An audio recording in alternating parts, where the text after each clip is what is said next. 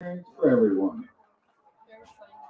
Good sportsmanship is a top priority of the Virginia High School League and James Madison High School. The way your school is represented is far more important than the outcome of the game. Our expectation is that you conduct yourself appropriately by displaying good sportsmanship both on the field and in the stands.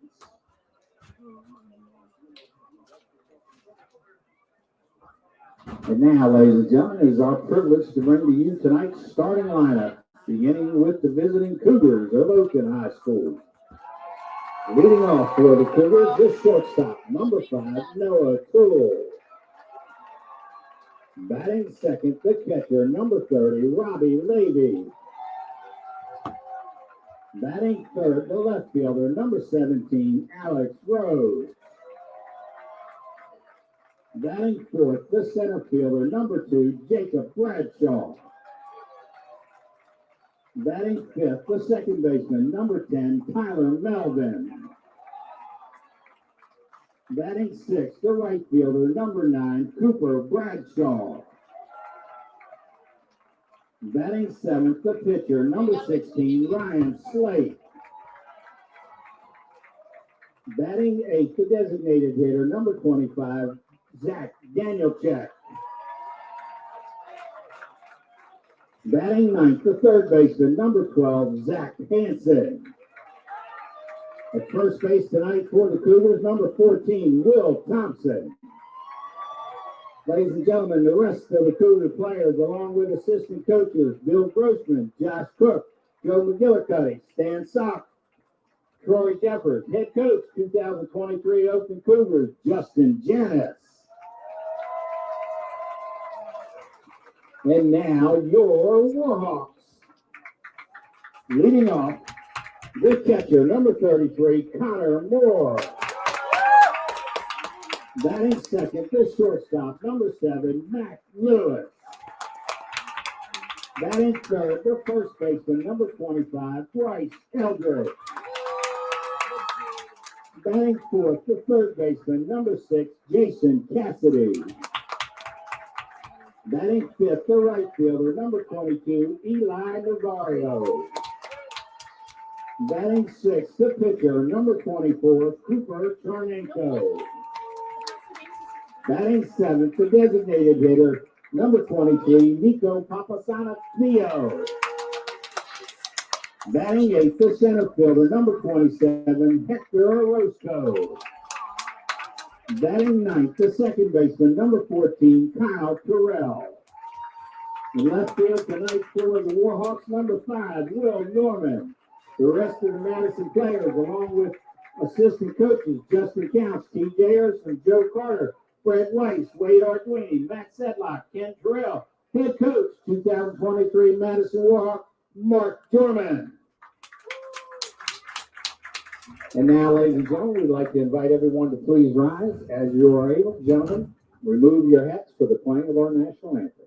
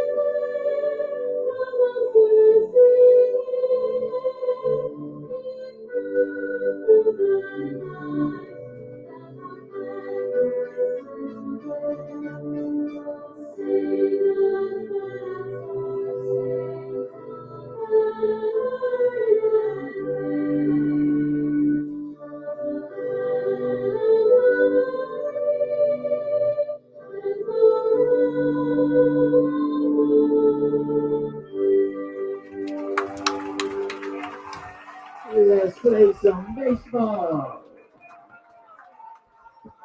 We're back, and it's time for the VHSL Region 6D semifinal in 2023 between the home team, James Madison Warhawks, and the Oakton Cougars. This will be a great rematch from the game earlier in the year on May 2nd, back in the regular season when Oakton was able to shut out Madison and win the game 2-0. But the Warhawks coming into this one after an electric 10-inning win here at Madison, 7-6 over Wakefield. Was led by a great pitching performance in relief from Bryce Eldridge, who came out in the 6th, ended up pitching 5 innings, 2 runs, 10 strikeouts. He was electric, didn't allow a single run in extra innings. It went to 3 extra innings as the Warhawks were finally able to walk it off after a Jason Cassidy single in the bottom of the 10th. So Madison keeps their season alive. The winner of this will move on to the state playoffs and the region final, while the loser will be sent home for the season. So season's on the line here. Of course, last time out, Madison faced Oakton. They were shut out 2-0. They'll try to get the bats going against this elite Oakton pitching staff. Will be difficult to do. Last time, they faced Tanner Visley on the mound, who pitched 6 1/3 shutout innings. Oakton faced off against Cooper Charneko, who had 10 strikeouts, 1 walk allowed, 6 hits in that game. So he'll be back out there again. Instead, for the Cougars, though, it's going to be Ryan Slate on the mound. So thankfully for the Warhawks, a new pitcher to face who they'll try to generate some additional offense on. As you just heard the lineups a few minutes ago for Oakton, starting at the top of the order is the shortstop Noah Toole. Hitting second, the catcher Robbie Levy. Hitting third in left field is Alex Rose. Hitting fourth in center is Jacob Bradshaw. At second base, Tyler Melvin hits fifth. Cooper Bradshaw in right field will hit 6th. The pitcher, Ryan Slate, is 7th. Zach Danielczyk, the DH, is 8th. And Zach Hansen, the third baseman, is 9th. In the field for the Warhawks, Charneko will be on the mound. He pitched last Friday against Westfield, allowing 4 runs in 6 innings. Connor Moore is at catcher. Bryce Eldridge will play at first. Kyle Terrell stands at second. Mac Lewis will guard shortstop, and Jason Cassidy, who has had back-to-back walk-off blasts in the last 2 games, will play at third. Will Norman, not in the batting lineup, will play in left. Hector Orozco, as always, is in center, and Eli Navarro plays in right. Lots of great performances from the Warhawks last game. Of course, like I mentioned, the walk-off single in the bottom of the 10th was what ended it. And it was from Jason Cassidy, who hit the walk-off sacrifice fly last Friday against Westfield. So he's had back-to-back walk-off hits against Westfield and Wakefield, both to win the district and to keep the Warhawks alive in this region semifinal. Number 5, Noah Toole. It's time for baseball, and the left-hander Noah Toole steps into the box to face Cooper Charneko. Charneko has demonstrated his ability to go deep in games. The Warhawks will need it, with Eldridge likely unavailable to pitch after pitching 5 innings just 3 days ago on Tuesday. Charneko with a long set. Now he looks in. The wind and the pitch. That one's going to be at the belt for a called strike 1. So a good start opening up for the Warhawks, who again have had an excellent season, sitting at 20-4 now on the season as a whole. Charneko comes set again. He's going to wind and deliver. That one goes right down the middle for strike 2. So pinpoint accuracy from Cooper Charneko so far in this one. The count already at 0-2. So he gets ahead on the opening batter.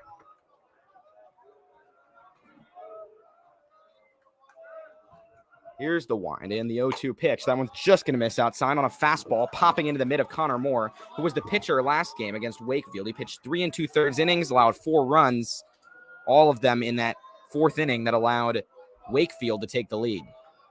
Here's the set. The wind and the 1-2. Just inside. Backs Toole off the plate. Count now is even at 2 balls and 2 strikes. For Oakton, they're coming off a 4-2 win over Yorktown to get here. The winner of this will face the winner of Centerville and Westfield, both teams that the Warhawks are familiar with this season. Here's the 2-2. Just inside again, and count is full as Noah Toole has worked his way back into it. 3-2 count here. The Warhawks, one of the best teams in all of Virginia this year, with a lot of big wins, facing a lot of quality teams. Again, at a 20-4 record entering this one.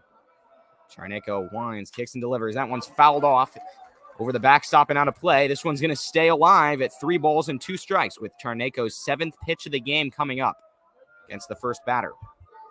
Noah Toole steps back into the box. The right-hander Charneko looks in.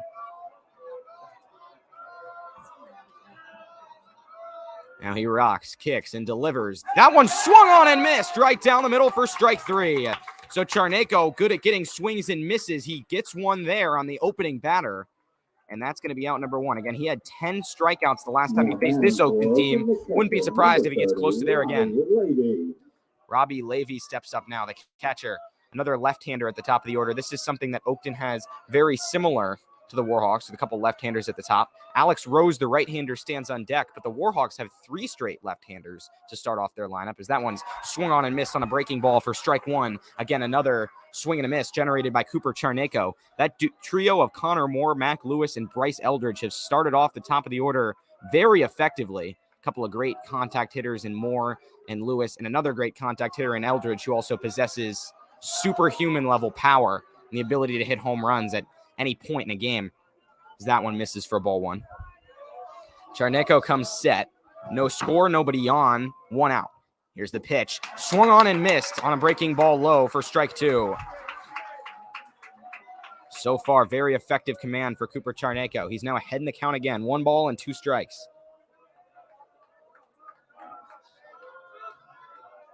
Here's the set. And the 1-2. That one swung on and blasted to second. Terrell has it. He's going to look over at Eldridge and goes to first for out number 2. So a hard hit ball by Levy, but Terrell was able to shift over, get the easy out. Now with 2 outs and nobody on, Alex Rose will step up. He's in left field today, and Jacob Bradshaw, the center fielder, will be on deck. So Rose, the first right-hander in the lineup, steps in against the righty Charneko. Outfield relatively deep. Shallowest and left with Will Norman. That one's check swinged over to first. Eldridge has it. He's going to toss it over to first, and Charneko will stomp on the bag for a quick 1-2-3 inning. Strikeout, a couple groundouts, and we'll go to the middle of the first. The Warhawks start off well in the field. They'll try to start off hot with their bats as well. No scores. We'll go to the bottom of the first after this.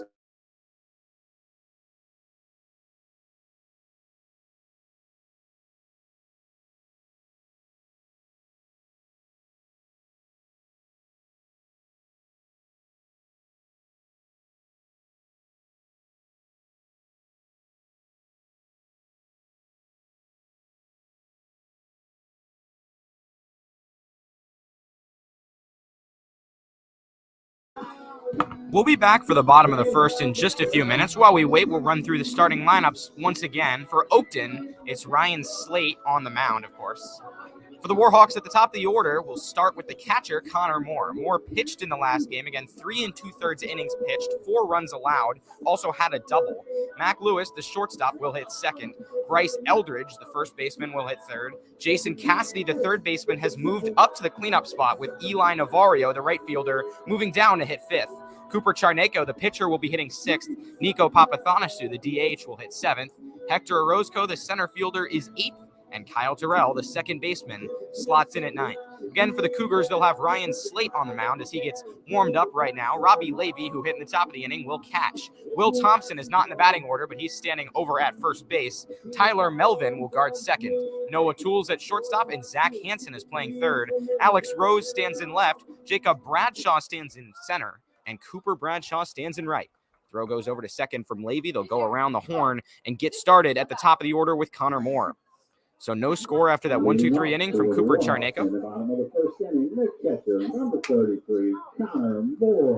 And Moore, the left-hander, will step in. He was 1 for 5 last game, had a double, got hit by a pitch, also pitched on the mound. He was busy, one of many Warhawks to go to the plate 6 times in that 10-inning affair against Wakefield that they ended up winning 7-6. Slate nods and sets. He's going to wind and deliver. That one is popped down the left field line. Will it go foul? We'll see. Left fielder Rose is flying in and can't quite make the play against the fence. 0-1. So that first one is fouled off for a strike. Moore trying to get back into a groove. He's had a solid last few games. Had a big extra base hit last game, but was relatively quiet at the plate otherwise. He'll hope to get going here with the red-hot Mac Lewis on deck and the even red-hotter Bryce Eldridge to follow. Slate looks in. Infield creeping in, especially at third base with Zach Hansen. The pitch, that one's popped down the left field line. It's going to go foul. So Moore just a little late on these fastballs so far from his left-handed batter's box. It's 0-2. Middle infield giving Moore a big gap at second base between Noah Toole at short and Tyler Melvin at second. They're also playing back toward the outfield grass here. Slate looks in, a couple practice swings from Moore. Here's the wind and the pitch. That one swung on and chopped right into the Oakton dugout. Just missing a number of coaches. Count stays at 0-2. Both of these teams elite on the mound, as we saw in the 2-0 Madison loss back on May 2nd. Runs will be tough to come by in this one. That one's popped straight into the netting. So Moore with a couple foul balls keeps it at 0-2. Trevor Jorman, the injured second baseman, delivers new balls to the umpire. And Mac Lewis will go back to his on-deck spot. Outfield playing relatively moderately deep. Jacob Bradshaw, the deepest in center. No balls, 2 strikes. Here's the wind and the pitch. That one's going to be in the dirt. Good eye from Moore to keep it alive. So 4 strikes from Slate, but Moore still alive after the first ball of the game, as that one's 1-2. Slate looks in. Winds and delivers. Another foul ball into the net. And Connor Moore keeps getting enough contact to stay alive. The 7th pitch of the at-bat coming up here in the bottom of the first. Moore steps in. There's the wind and the 1-2. That one smoked down the first base line. Foul. Just hit the fence. Almost went flying into the Warhawk parking lot. So 4 foul balls now for Connor Moore, and we'll have the 8th pitch of the at-bat coming up very, very soon.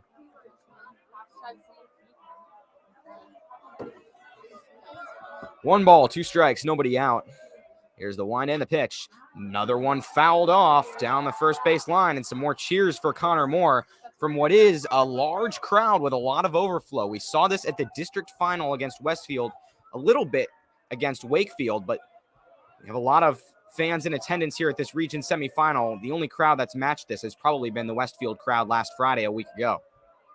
9th pitch of the at-bat coming. Here it comes. That one's smoked into center. Trying to track it down is Bradshaw. He should have it in the sun, and he makes the play for out number 1. So a 9-pitch at-bat ends up in a flyout for Connor Moore, but still putting Ryan Slate to work early. And now the heavy contact hitter, Mac Lewis, steps up to the plate. He's at shortstop today. Lewis, another left-hander, like I mentioned, and the left-hander Eldridge will be on deck. Lewis takes a practice swing outside the box and steps in with 1 away and nobody on. Nobody on base so far for either team as Slate comes set. The wind and the pitch. That's a called strike 1 on the inside corner about belt high. Right in on the hands of Lewis, 0-1. Last game, Lewis 2 for 4 with a couple singles, a couple walks. Reaching base 2/3 of the time he was up. Check swing there, and they'll call that strike 2 as that one went in the dirt. So Lewis is behind in the count as it is now 0-2.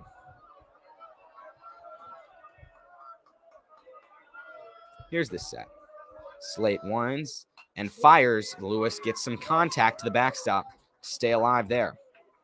13th pitch of the inning coming up for Slate on his second batter. No balls and 2 strikes.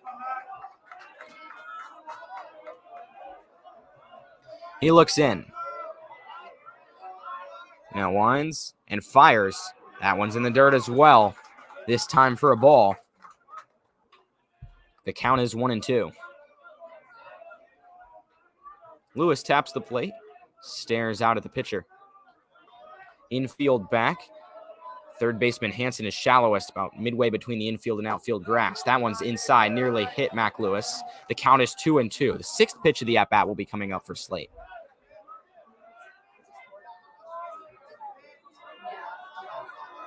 Lots of noise coming from that Oakton dugout and from the fans in the stands. Here's the pitch. Breaking ball inside. The count is full. So Mac Lewis has worked his way all the way back to a full count.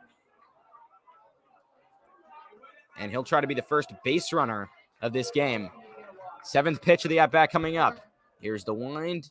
And there it is. That one's hit hard in the center. Bradshaw's going to have to run a little further. Will it go into the gap? It will. Lewis is going to round first and head for second. Throw comes in. Not in time. Mac Lewis has a 2-bagger. He'll head to second with the first hit of the day for the Warhawks. A couple of productive at-bats to work the pitcher Slate. And now the question is, what do you do with the 6'7" Bryce Eldridge?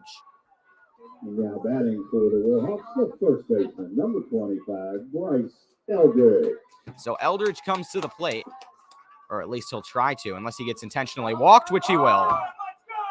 Eldridge was walked 5 times last game against Wakefield as some boos come in from the stands as they send him first. Eldridge was 0 for 1 with a flyout, but of course the 5 walks were boosting that on-base percentage. They would either intentionally walk him or give him 4 pitches that were nowhere near the strike zone.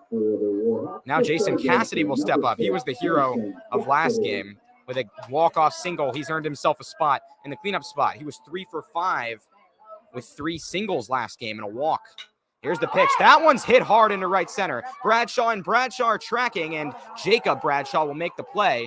Lewis sprinting back to second. He thought it was going to be down. The throw is in, and Lewis is out. So a double play there as Mac Lewis thought that was easily a gapper. He was not prepared for the flyout, and that's going to be 2. That'll end the inning. A double and a walk. Both runners are stranded, and Lewis is picked off. We'll go to the top of the second. No score. We'll be back after this.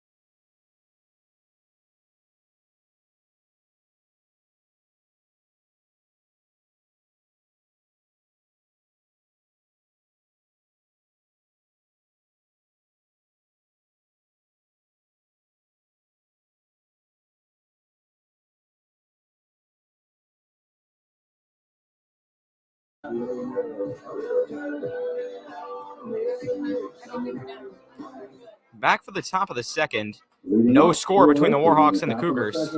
Jacob Bradshaw will step up. We just saw him make a great throw last inning to double up Mac Lewis at second. Lewis, of course, with the base running error, but Bradshaw had great awareness to fire it in. Lewis was unable to get under the tag. So that double play ended the inning. Charneko, after a 1-2-3 inning, is back up at the mound against the right-hander. Bradshaw in a heavy squat. The pitch is chopped down the third base line. Foul, 0-1. Tyler Melvin, the second baseman, is on deck. So for the Warhawks last inning, a double from Mac Lewis, a walk from Bryce Eldridge, an intentional walk. Then the fly ball out for Jason Cassidy. That turned into the double play. Next pitch is low and away. 1 ball and 1 strike.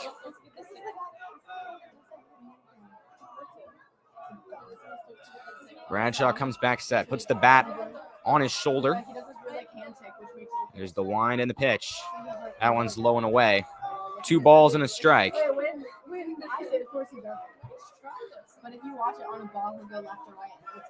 Charneko now looks in again. First baseman Eldridge shading way off the bag toward Terrell. That one's popped up into center. Orozco's tracking it. Navarro jogs over, lets Orozco have it in right center for out number 1. So 4 straight batters retired for Cooper Charneko, and Tyler Melvin will come back up. And last time Charneko was out, we had 6 innings pitched, 4 runs allowed, in what ended up being a walk-off victory against Westfield. So an effective outing, one that was marred by a few runs, but Charneko did enough to win. Jason Cassidy's creeping in really far from third base for a bunt opportunity. So that one is on the outside corner for strike 1 on a fastball. On deck is the right fielder, Cooper Bradshaw. As Charneko comes set. Here's the high kick and the pitch. Check swing. Did he go? Appeal comes to the third base umpire. He'll say no swing. 1-1.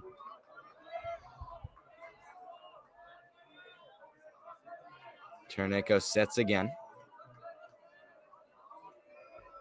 Here's the wind and the pitch against the left-hander. That one swung on and I believe fouled off into Connor Moore for strike 2. 1 ball, 2 strikes. Outfield shading relatively shallow in right and left from Eli Navarro and Will Norman. Orozco creeps in as well as that pitch is hit hard in the center. Will hop to Orozco for a base hit. Tyler Melvin gets the first base runner for Oakton today. He'll round first for the Cougars, and Cooper Bradshaw has a man on with 1 out as Oakton will try to get the opening run in this inning. Batting for the right fielder, number 9, Cooper Bradshaw. Now Cooper Bradshaw comes up. The pitcher Slate is on deck. Taking a big lead off first is Melvin. Bryce Eldridge stands by the bag to cover. Orozco shifts slightly into right center. Jason Cassidy continues to stand on the infield grass. The throw comes over. The runner Melvin is back safe. Top of the second, no score at James Madison High School just prior to 7 o'clock. This VHSL region semifinal, the 6D region. That pitch just misses the zone for ball 1. The Warhawks coming off that 7-6 win over Wakefield in a 10-inning contest that was ended by a Jason Cassidy single, driving Mac Lewis home. Here's the 1-0. Hit hard up the middle. Will it go through? It will not. Lewis cuts it off. He tosses it to second, gets 1. The throw does not come over to first, but a good play nonetheless for Lewis cutting it off from center. So a fielder's choice for Cooper Bradshaw. He will go to first, but with 2 outs in the inning, Slate now comes to the plate. Batting for the pitcher, number 16, Ryan Slate.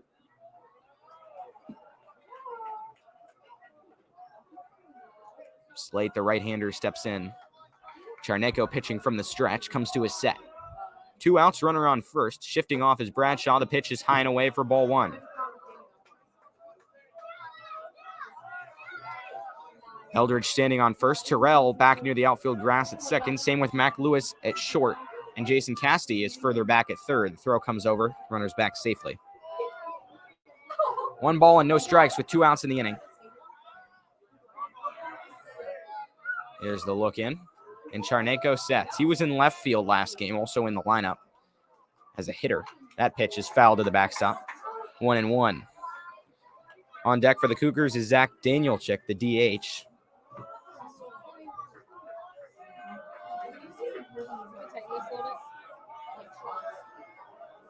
Another throw over. And the runner, Bradshaw, is back safely. 1 ball, 1 strike, 2 outs. Here's the set. Righty-righty matchup here.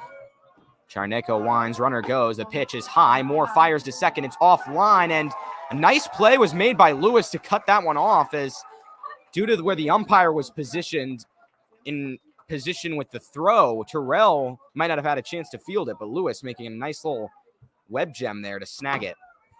Still, the runner, Bradshaw, does advance to second. Count is 2-1 with 2 outs in the inning. Bradshaw takes the lead as Oakton has a runner in scoring position with Slate at the bat. The pitch is swung on and missed on a breaking ball. Charneco, again with another swing and a miss, his specialty. Oakton down to their last strike of the inning.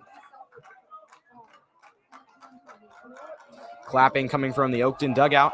Here's the set. The line and the pitch. That one's fouled into the parking lot, out of play. Big crosstown rivalry between these two schools.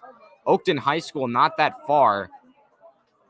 A little less than 10 minutes, probably around 5 in terms of driving away from Madison.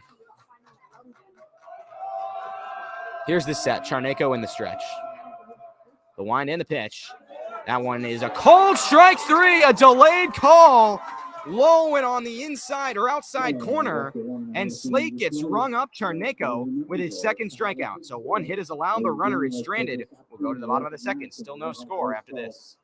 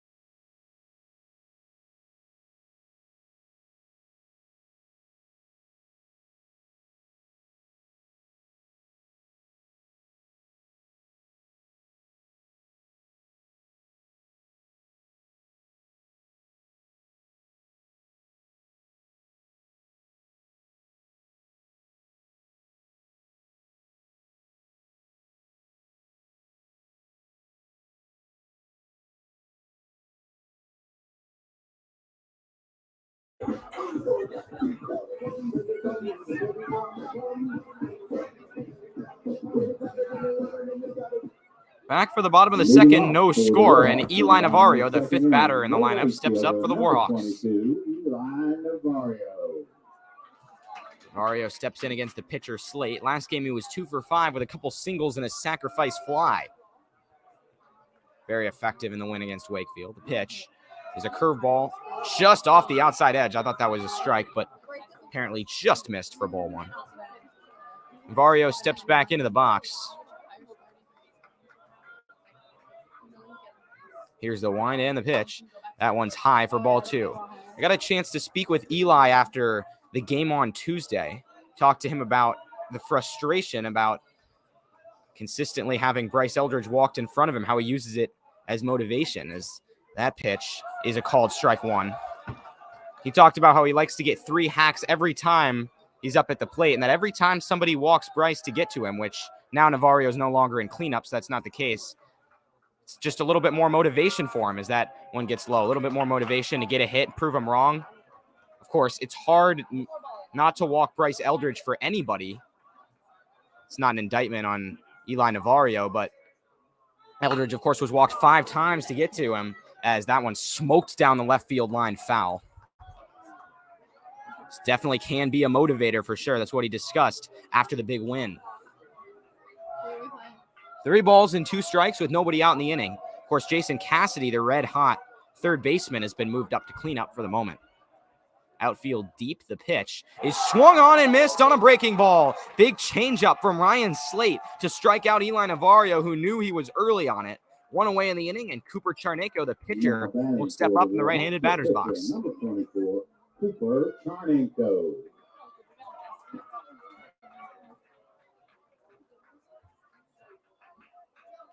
Now here's the set. Winding the pitch. That one swung on low and away for strike one. Charneko last time at the plate against Wakefield was 0 for 4 with a walk. As here's the next windup and the pitch. Another swing and a miss on one on the outside corner. So the Warhawks trying to generate some more consistent contact from the bottom of their order. They've gotten a lot of walks from there, but not much else over the last few games. Here's the next wind and the pitch. That one's inside, blocked in the dirt by Levy. The count is 1-2. Man on deck is Nico Papathanasu, the designated hitter. No score, bottom of the second. Slate comes set. Wind in the pitch. That one's low and away for ball 2. Count even. The infield playing relatively back. Hansen between the infield and outfield grass about midway at third base. Noah Toole playing back at shortstop along with Tyler Melvin at second and Will Thompson at first. Here's the wind and the pitch. That one's hit to second. Melvin's going to try to field it. He loses it. Does he have control in time? He throws it to first. The stretch and the out is made by Will Thompson. So good job recovering by Melvin. Ground out for Cooper Charneko. And with 2 outs in the inning, it'll be up to Papathanasu, who was 0 for 1 with a flyout in his pinch hitting appearance last game to keep the inning alive. Left-hander Papathanasu steps in. Taps the plate and comes set. Outfield relatively deep at all positions. That pitch is low and away. 1-0 count with Hector Orozco on deck. So far today, we've had a double from Mac Lewis, the walk from Bryce Eldridge, and of course the double play after the Jason Cassidy flyout that got Lewis back off of second as that one catches the inside corner for strike 1.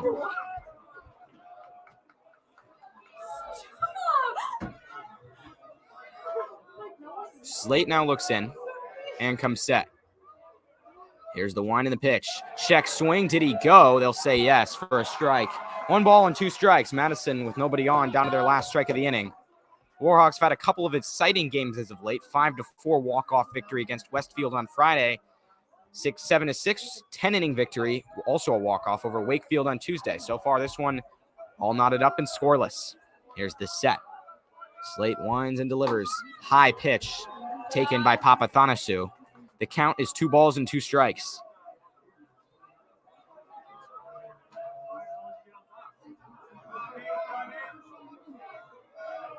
Here's the next wind and the pitch. Swing and a miss on a breaking ball low.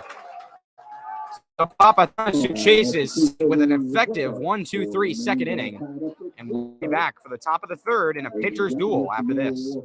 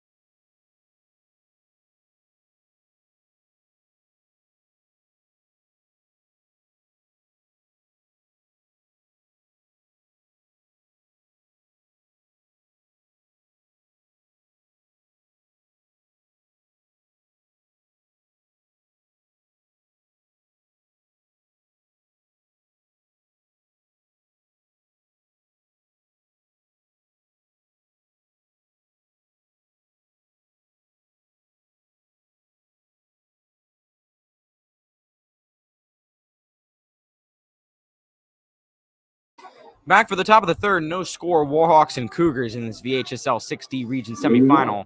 The winner makes the state playoffs in the region final. The loser goes home for the season. So Zach Danielczyk will be the first batter against Cooper Charneko this inning. The designated hitter hitting 8th in the order. Charneko has retired 6 of the first 7 batters as that pitch is swung on for strike 1 on a check swing from Danielczyk where he went a little too far. 0-1 is the count. Charneko, this full delivery, winds and fires a fastball low for ball 1. Zach Hansen, the third baseman at the bottom of the order, is on deck. Charneko winds and delivers. That one catches the outside corner for strike 2. Infield playing relatively back. Jason Cassidy at third, Mac Lewis at short, Kyle Terrell at second, and Bryce Eldridge at first. Here's the set from Charneko. 1 ball, 2 strikes. The pitch just misses at the belt outside. 2 balls and 2 strikes. Charneko looks in at Connor Moore. Now fires. Another check swing. The appeal goes to third, and they're going to say he's out for strike 3. So another big strikeout for Cooper Charneko, his third. He had 10 in his last outing against Oakton. Zach Hansen, the right-hander, will now step up with 1 out in the inning. Hansen steps into the box. Third baseman Cassidy creeping in onto the infield grass. The outfield deepest in center with Hector Orozco, who tends to play relatively deep, as that one's swung on and missed for strike 1. Hansen steps back in quickly. Waves the bat. Charneko comes set. Here's the wind of the pitch. That one's on the outside corner, a fastball for strike 2. And Charneko working quickly and efficiently so far this inning. 0-2 count. The wind in the pitch. Check swing. Did he go? They'll say no for a ball. 1-2 now is the count.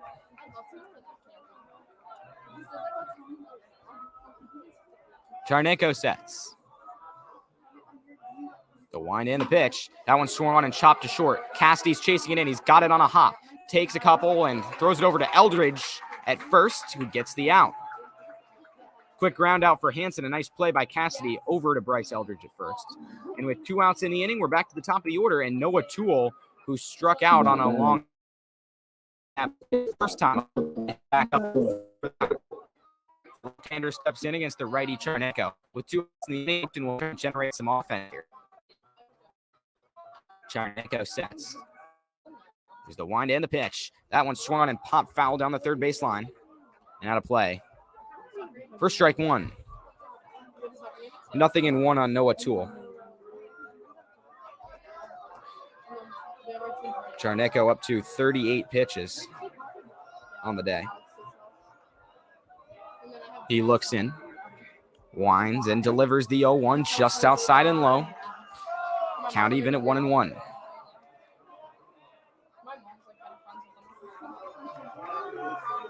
Charneko comes set once again. 1-1 count, 2 outs. The wind in the pitch just misses low, 2-1.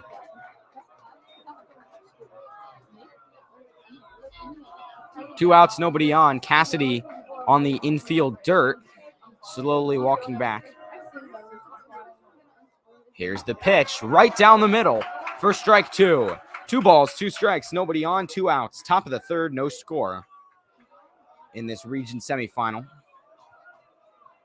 Here on a sunny day, blue skies at James Madison High School.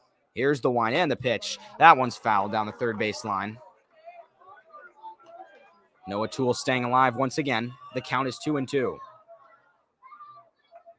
Charneko has allowed just 1 hit, no walks so far today. Has 3 strikeouts under his belt as well. He looks in and sets. The wind and the pitch. That one's swung and chopped to second. Terrell's chasing it in. He's got it easily and finds Eldridge at first. And that is a 1-2-3 inning for Cooper Charneko, who's been pitching really well so far. We'll go to the bottom of the third as the Warhawks try to take their first lead.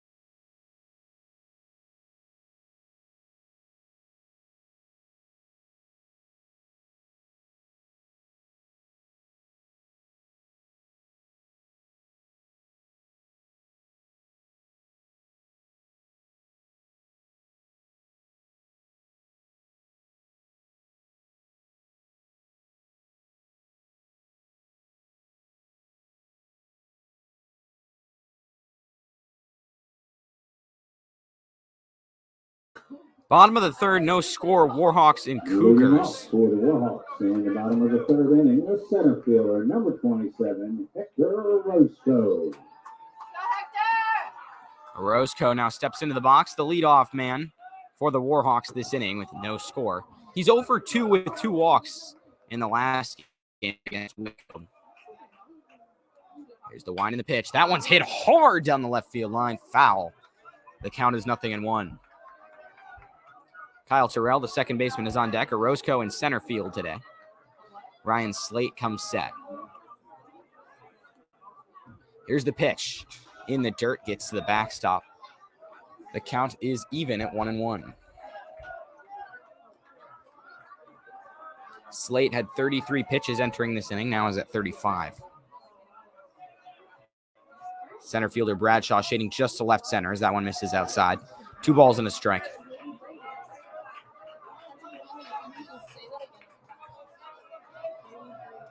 Orozco comes set again. Slate winds and delivers. Check swing.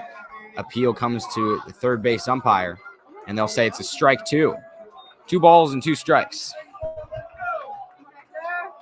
Orozco trying to stay alive here in this 2-strike count. Slate working quickly, fires. That one just misses the outside edge on a breaking ball. Count is full on the opening batter of the bottom of the third inning. The Warhawks could use an opening walk here at the top of the order coming up soon.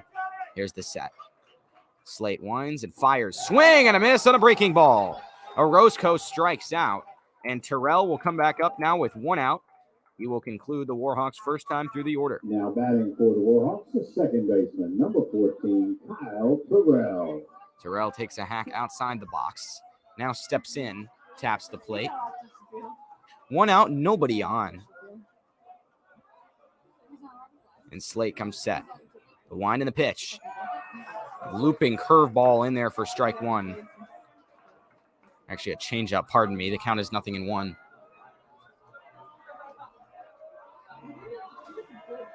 Here's the next wind. And another pitch. Breaking ball at the belt, called strike 2. So Terrell taking a couple of pitches so far that have fallen into the zone. It's already 0-2 here. The wind and the pitch. That one's hit hard to center. Bradshaw tracking it down. He stands under it in the light and makes the catch for the second out of the inning. Now Connor Moore will come back up after the flyout. Moore's first time up, he flied out. Number 33, Connor Moore. Now the left-hander will step in.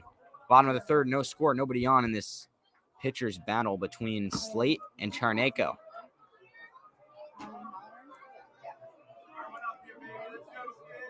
Moore steps in. Slate looks in and sets. The wind and the pitch. That one smoked to right, and it's down for a base hit. A hard hit ball from Connor Moore puts him on the bases. That'll hopefully get the offense started with a little 2-out rally with a runner on first. The Warhawks will look to drive home their first run of the game. Mac Lewis comes up. Moore will be pinch ran for by Henry Navarro. He scored the game-winning run against Westfield to win the Concord District on Friday. Now Lewis steps up. He doubled his first time up. His electric stretch at the plate continues.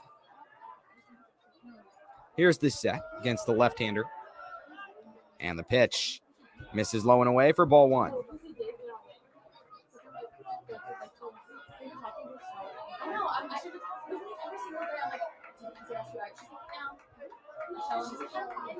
Navarro takes a small lead off first. Here's the wind in the next pitch. That one's chopped just foul down the first base line. Lewis walks out of the box. Navarro heads back to first.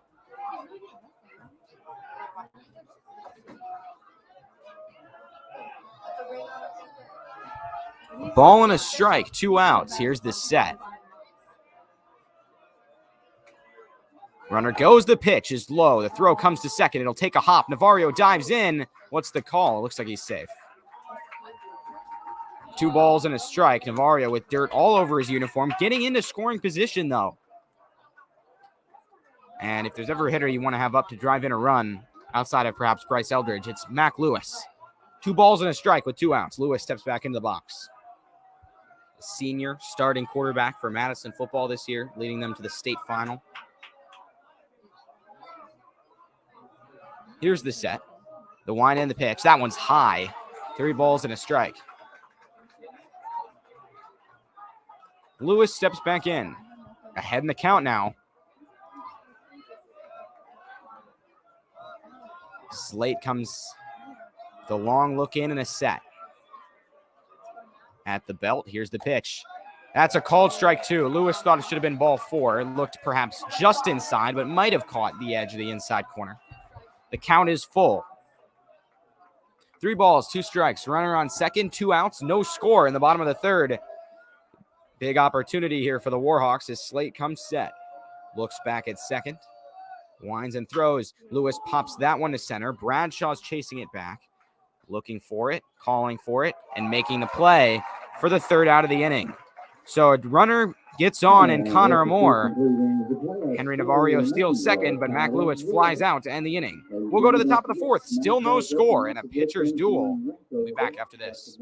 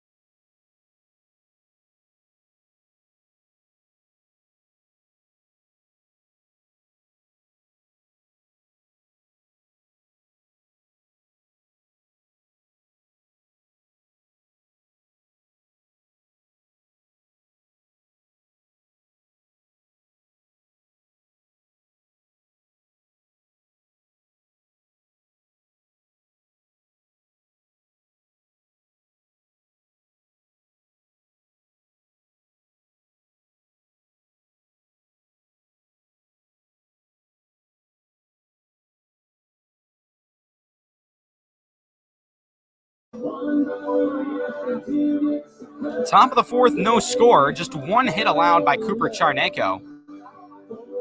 And 9 outs. Robbie Levy, the catcher, steps into the left-handed batter's box for his second time. He grounded out his first time up. Again, Charneko with 10 strikeouts, 1 walk, 6 hits allowed in a 2-0 loss against Oakton on May 2nd, the last time he faced this team. Allowed 4 runs against Westfield in his last start in 6 innings last Friday. Now Levy steps up. Charneko comes set. Here's the one and the pitch. Misses outside for ball 1. Leading off for Oakton in the top of the 5th inning, the catcher, number 30, Robbie Levy. Levy, the left-hander, steps in. Big gap in the middle of the infield. Here's the set. Outfield deep. The line and the pitch. Nice slider catching the inside edge for strike 1. Count evens now. Charneko winds and fires. That one's popped foul down the left side. It'll go out of play. 1 ball and 2 strikes on the opening batter, Levy.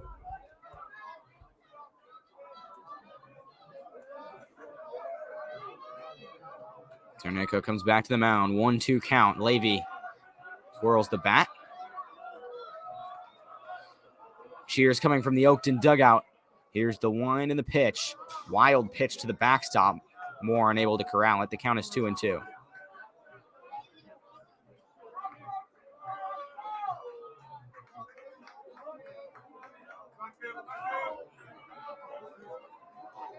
Levy steps back in. Infield back for the Warhawks. Outfield deep as well.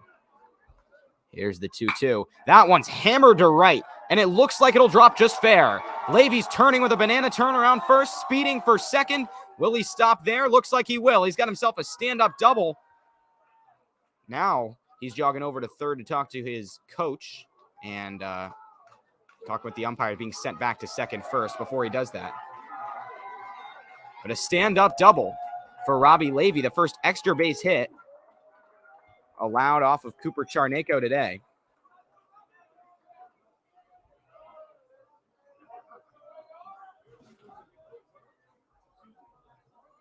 So that's just the second hit off of Charneko today, and time is being called briefly for something. Oh, they're going to throw in the extra ball. Number 17, Alex Rose. So now Alex Rose steps up with a runner in scoring position and nobody out in the inning. Rose, the right-hander, grounded out his first time up. Charneko now with a runner on second after the double. Here's the one in the pitch. Just misses low and away for ball 1. Jacob Bradshaw is on deck. And the best opportunity yet for Oakton. Eldridge playing almost on the infield grass. Cassidy creeping in all the way onto the infield grass. Claps from the Oakton dugout. Here's the one and the pitch. Check swing. Looks like Rose didn't go. That's ball 2. So Levy roped one down that right field line just fair. It was a well-placed hit. Let him coast easily for a double. Rose goes shading to right center. Here's the line and the pitch. That one's hit hard to first. Eldridge makes the diving stop into foul territory. He recovers, tries to flip it to first, and running over Cooper Charneko is the runner. Throw comes home, tag is down, and the runner is called safe. I had thought he was out as Moore had put down the tag. But it's possible maybe Coach Pudge is going to come out and challenge this one. Talk to the umpires. He's waving over an umpire to talk to him. Looks like if that run stands, it'll be a 1-0 game. And now Coach Pudge will head back to the dugout.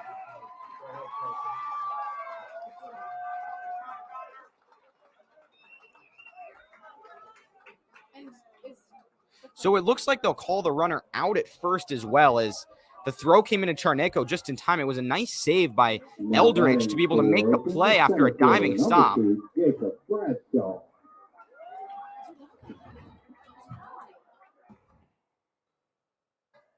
So the Cougars now up 1-0. 1 out in the inning after the ground out. And again, amid all the confusion, nice base running from Robbie Levy to go in and score. The pitch is swung on and missed in the dirt. was a close play. It looked like Moore had gotten him out. Possible that Moore was blocking the plate, which was why Levy had been awarded home. But either way, he gets in there for the run. 0-1. Here's the wind and the pitch. Low and away for a ball.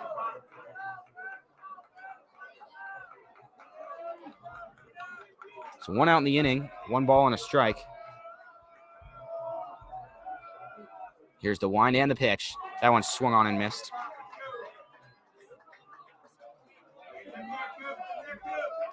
One and 2 is the count now. So in this inning, Charnico allowing the first run of the game. The double was there from Levy. The ground out from Rose. Now Bradshaw, the third batter of the inning. He looks in and sets. Here's the wind and the pitch. High and away. Count even at 2-2.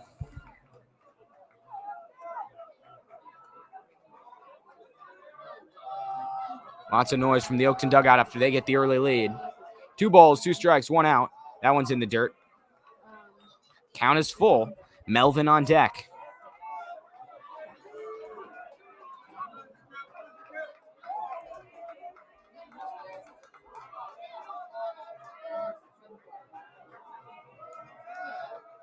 Charnico comes set. Full count, 1 out, nobody on. The pitch is chopped foul down the third base line. The runner, or the batter at the plate, Bradshaw staying alive. 3 balls, 2 strikes again. And here it goes. The set. The wind and the pitch. Just misses ball 4. So a close pitch on 3-2 that Bradshaw takes. It's just outside for ball 4. He'll draw a walk. And Charnico allowing a couple base runners this inning as Tyler Melvin steps up. The Warhawk infield, especially Jason Cassidy, mainly Jason Cassidy, creeping in to try to get a double play opportunity. Melvin steps up, 1 out, runner on first. Outfield playing very, very shallow. Throw comes over. Bradshaw back safely.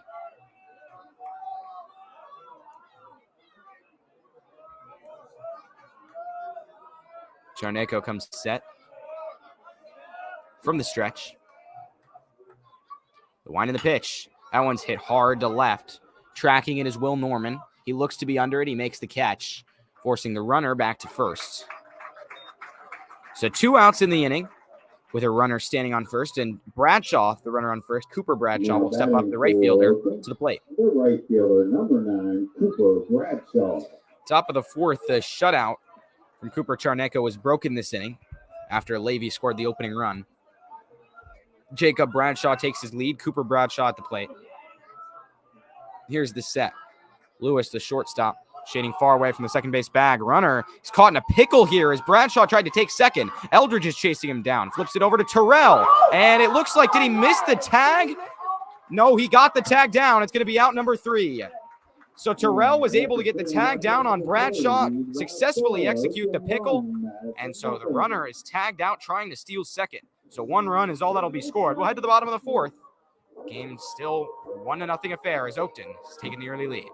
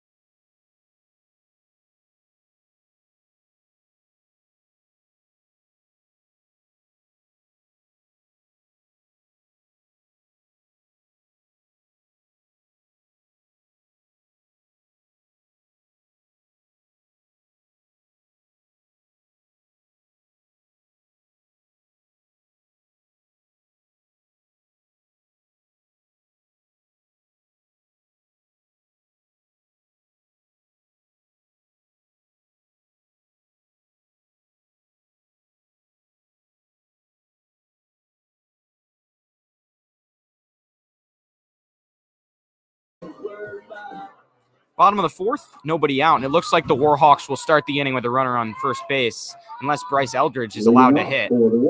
Eldridge was intentionally walked his first time. So he steps into the box now. And actually, it looks like cheers are coming in as he's not going to be intentionally walked. Somewhat surprising to start the inning, given that last time Slate intentionally walked him with runners on base. Or Lewis on base, I should say. That one's low and away for ball one. Eldridge could see a lot of those pitches instead.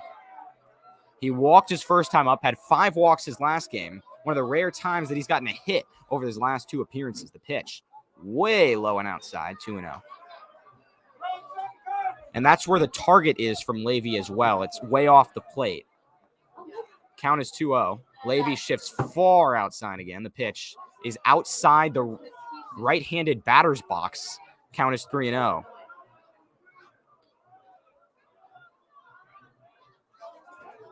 Slate looks in and comes set. The pitch is way outside for ball 4. And you have to wonder, if you're going to pitch it there to Bryce Eldridge, might as well just intentionally walk him to keep the pitch count down, because that's 4 more pitches that are added to Ryan Slate's pitching total. So none of those anywhere close to Bryce Eldridge. Jason Cassidy will step up as Eldridge is walked for the 7th time in his last 8 appearances. Cassidy will step up, 3 for 5 with 3 singles last game. A fly out his first time up and one smoke to left to Alex Rose, who dives and makes a nice catch for the first out in the inning. So Cassidy's out there. Eldridge again on first, and Eli Navarro will come to the plate. Now batting for the Warhawks, the right fielder, number 22, Eli Navarro. So now Navarro steps in. Eldridge takes the lead off first. Navarro again with a couple singles last game. Here's the wind and the pitch. Fastball at the belt for strike 1. Navarro also had a sacrifice fly last game. Got up to the plate 6 times. The pitch is just outside for a ball. 1 ball, 1 strike, 1 out. Runner on first. Eldridge takes the lead. Eldridge shifts off first. The pitch is a breaking ball on the outside edge for strike 2. Navarro shakes his head, steps out of the box. Struck out his first time up. Will look to move the runner here with 1 out in the inning. Some noise coming from the crowd here. The pitch is just outside. The Oakton dugout thought it was strike 3. Instead, it's 2-2. Right-hander Navarro steps back in. Outfield shifting toward left center. Jacob Bradshaw standing just left the second base bag. That one's chopped over to short. Throw on the run, comes to first. It's wide, but the runner is still out. A nice play at first to stretch out from Will Thompson to get Navarro. Eldridge does move to second, though. And so there are 2 outs now in the inning. Charneco is up, and he has a runner in scoring position.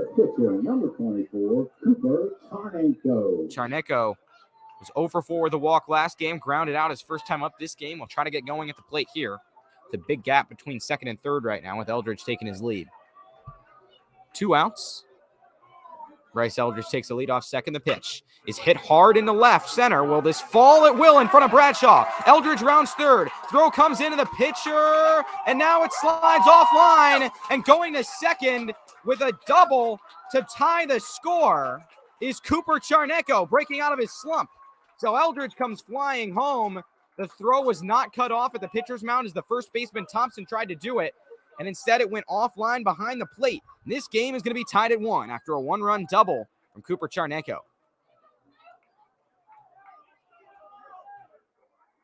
Nico Papathanasu will be up next. So now checking in, and a pinch runner is Cole DeSimone. So Charneco can get set for his next inning pitching.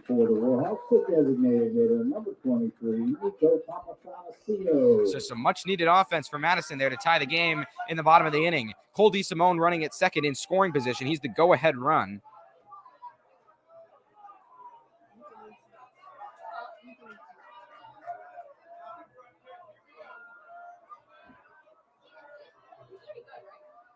Here's the wind and the first pitch to Papathanasu as a called strike. Nothing in one as Slate tries to get back out of this inning after allowing his first run after Charneko did so in the top of the inning. Both pitchers really matching each other so far. Slate looks back at DeSimone. The pitch is swung on and missed for strike 2. No balls, 2 strikes, 2 outs, runner on second. Cole DeSimone takes the lead off of the bag. Papathanassiou, the designated hitter, steps in. Lefty-righty matchup here. Slate nods and comes set. This game is tied at 1. Here's the wind and the pitch, way high over the head of Papathanassiou, 1-2.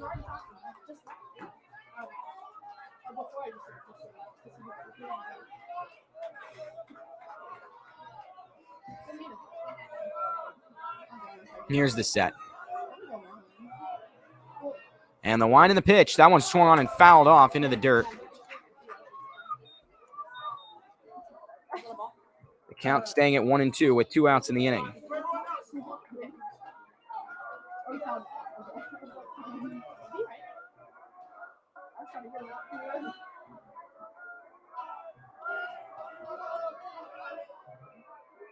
Here's the wind and the pitch. That one swung on and missed just outside of the zone.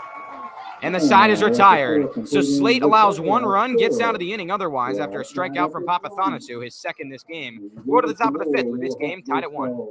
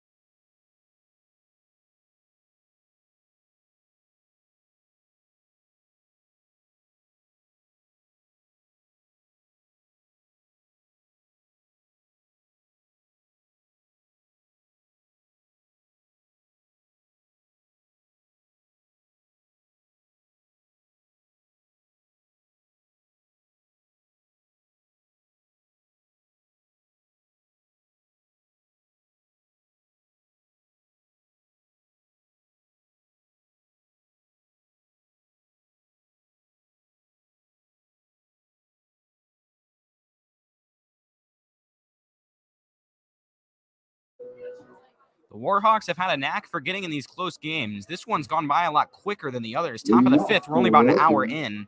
In the top of the 5th inning, the right fielder, number 9, Cooper Bradshaw. So Cooper Bradshaw will now come up for the second time. He grounded into his fielder's choice the first time up. This is actually his 3rd time at the plate as Jacob Bradshaw was caught in a pickle for the 3rd out of the last inning before Cooper Bradshaw got to finish his at-bat. Nobody out after Charneko allowed a run in the top of the 4th. Slate allowed one in the bottom of the inning as Charneko himself doubled. That one's ball 1. So this game once again tied. The winner advances to the region finals and the state playoffs. The loser is done for the season. That one's chopped very weakly to the pitcher's mound. Charneko fields it barehanded, fires to Eldridge. Eldridge fields it on a hop, and the runner's out. Bradshaw thought he was safe at first. The umpire says otherwise, and that's his 2nd ground out of the day. So 1 away, and Slate will now come to the plate. Now batting for Oakton, the pitcher, number 16, Ryan Slate. So Slate has allowed 1 run through 4 innings at pitcher so far. Struck out his first time at the plate. Right-hander steps in against the righty Charneko with 1 out. Charneko up to 61 pitches. Relatively low pitch count for being in the 5th inning. The pitch is popped into center. Orozco's chasing it in. He stops, he backs up just slightly, and makes the routine catch. So 2 outs in the inning, and that'll help the pitch count for sure. Zach Danielczyk coming up to that, the DH. Now batting for Oakton, the designated hitter, number 25, Zach Danielczyk. So Danielczyk steps in. Charneko winds and delivers. That pitch is low. Charneko's shown little signs of slowing down so far. At this rate he's going, could end up pitching all 7. The next pitch is in there for strike one. He went 6 innings last Friday against Westfield, allowing 4 runs. He's pitched a lot better today. Pitched pretty well against Westfield as well. The pitch is low. 2 balls and a strike. This Oakton batting lineup not quite as fearsome as some that the Warhawks have seen recently and this year in general. They've still got a lot of good hitters, especially good contact hitters at the top of the order. That pitch catches the inside corner for strike 2. 2 balls, 2 strikes, 2 outs. Top of the 5th, 1-1 game here in this VHSL 6D region semifinal. Here's this set. Line in the pitch is a cold strike 3, and the side is retired. A 1-2-3 inning for Cooper Charneko, who's fired up coming off the mound. The Warhawks will be tied heading in the bottom of the 5th with a chance to take the lead after this.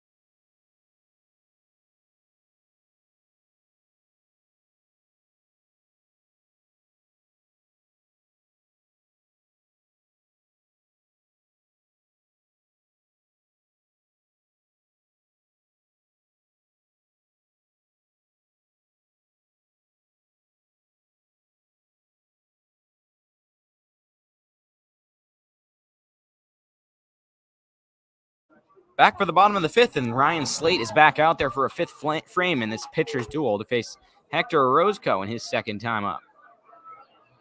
Orozco struck out his first time up. In the bottom of the 5th inning, the center fielder, number 27, Hector Orozco. Now he steps into the box. This game's still just slightly more than an hour old. It's just 7:40 p.m. Sun's still shining here at James Madison High School. Here's the wind in the opening pitch. Just misses for ball 1. The Warhawks responded to the Cougars run in the top of the 4th with a run of their own in the bottom of the inning. That next pitch is a called strike. Robbie Levy started the rally for the Cougars with his double and was driven in by the ground out from Alex Rose. Then the double from Charneko, of course, drove in Bryce Eldridge as that one's fouled into the parking lot.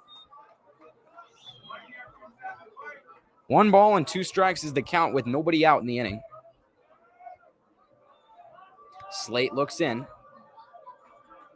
Now he winds and delivers. That one's into the dirt. Count even.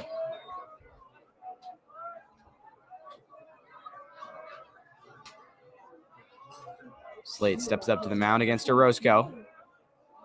He's going to wind and deliver. Swing and a miss. That one's in the dirt. Orozco sprints for first. The throw comes over in plenty of time for out number 1. So Orozco strikes out. That'll bring up Kyle Terrell to conclude the second time through the Warhawk order. 1 out, nobody on. Terrell flied out his first time up. Number 14, Kyle Terrell. So Terrell takes a hack outside the box. Now the right-hander will step in. Righty-righty matchup here in the bottom of the 5th. Slate now with 70 pitches on the board. He winds and delivers. That one's hit hard to right. Tracking it down is Cooper Bradshaw. He makes the play. So that's another fly out for Terrell, his second of the game, and that's the second out of the inning. We're back to the top of the order, and Connor Moore will try to orchestrate a rally. Catcher, number 33, Connor Moore. Moore tosses the bat to Trevor Jormond. The left-hander will step back in. He flied out his first time up, singled his second. Big gap in the middle of the infield for him. Outfielder Jacob Bradshaw shading just to the right of the second base bag. Middle infield playing back. Hansen at third is the furthest in. The pitch is on the inside edge for strike 1. So Slate regaining his old ways and his old hard-throwing power. Count is 0-1. Here's the wind and the pitch. That one misses low. Count even at 1-1 against Connor Moore. Moore had 3 2/3 innings pitched last game against Wakefield, 4 runs allowed. And here's the set. Slate winds and delivers. That one smoked to right, just foul. About a foot or so from being fair. Now it's 1-2 after some solid contact from Connor Moore.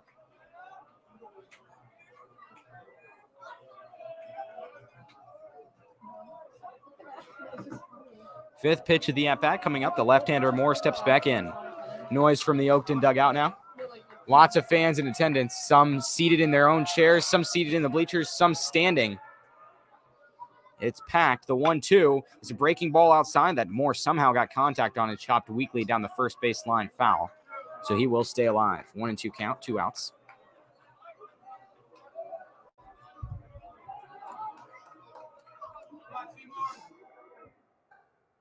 Moore steps back into the box. Here's the nod from Slate. Here's the 1-2. Fouled into the backstop. And Moore staying alive. He had a 9-pitch at bat his first time up. Fighting him off again now here in his third time.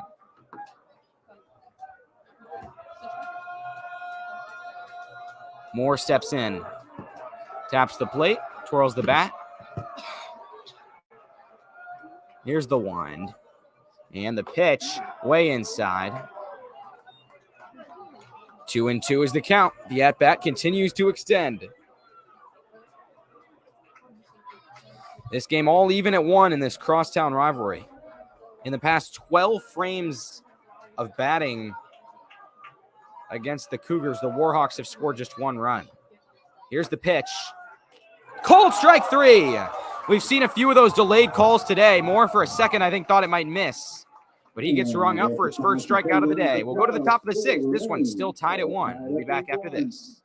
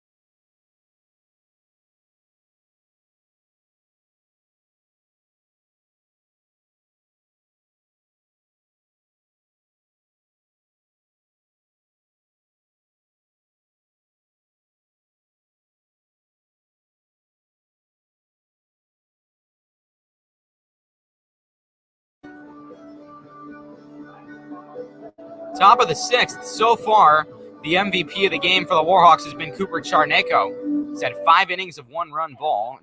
RBI double that tied the score in the bottom of the 4th. Top of the 6th, game tied at 1, and stepping up for the Cougars is Zach Hansen at the bottom of the order. Hansen steps into the box. Taps the plate.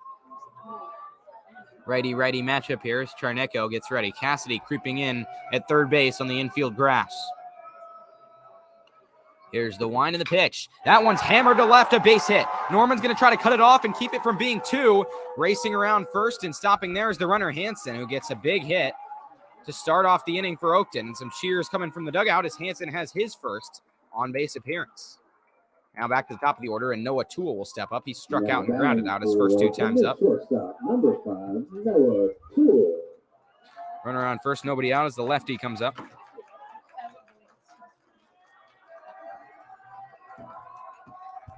Charneko with a long look in, now pitching from the stretch. the set. And here's the pitch. That one's hit weakly to short. This could be two. Lewis fields it. He's going to have to throw for just first. And the runner is safe. It's going to be an infield single for Noah Toole. So now runners have reached first and second. And because that one was hit so weakly and the runner Toole was fast enough, it was able to be a hit. And now Robbie Levy, who had the big double a couple innings ago, is back up. Runners on first and second, nobody out, and Cooper Charneko is in the jam. So Levy has a ground out and a double his first couple times up. Alex Rose is on deck. Cassidy creeping in.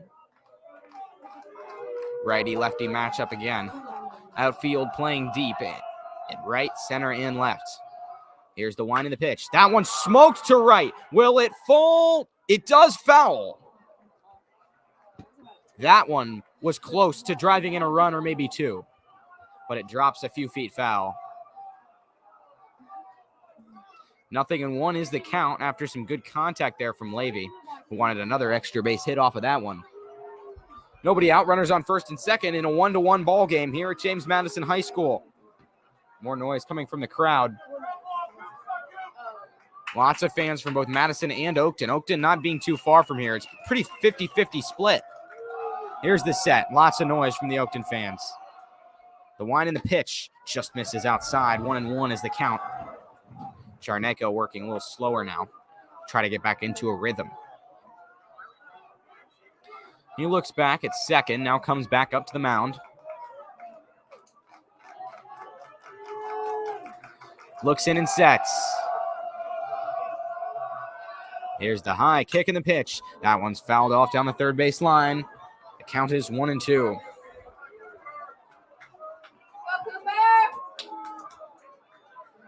One ball, two strikes. Nobody down. Runners on first and second in a tie game in the top of the sixth. A key time for both squads as they try to advance to the region final and the state playoffs. Here's the set. Charneko looks back. The wind and the pitch is low. The count is even at 2-2.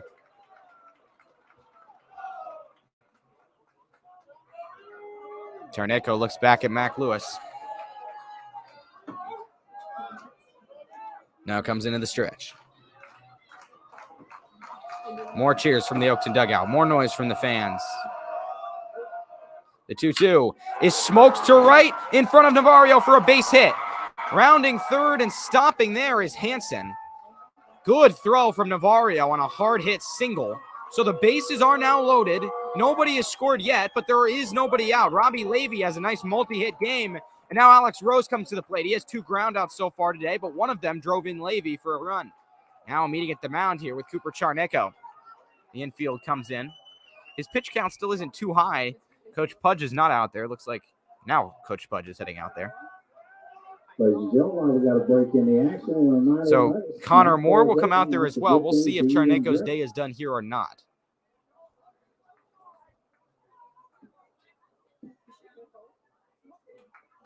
Bases are loaded as third man in the order, Alex Rose, will be coming up. All started off from the Zach Hansen single. We had a couple singles after that. And Charneko in his biggest jam yet with the bases loaded and nobody out. Looks like he's staying in this game. Gets words of encouragement from his infielders. Moore heads back to the plate. Now batting for Oakland, the left fielder, number 17, Alex Rose. So Rose looks down the third base line. Now he will step in. Here comes the infield for the Warhawks. Bases loaded, nobody out. They'll try to get a run out at home if there's a ground ball. Charneko comes set. Here's the wind and the pitch. Swing and a miss for strike one.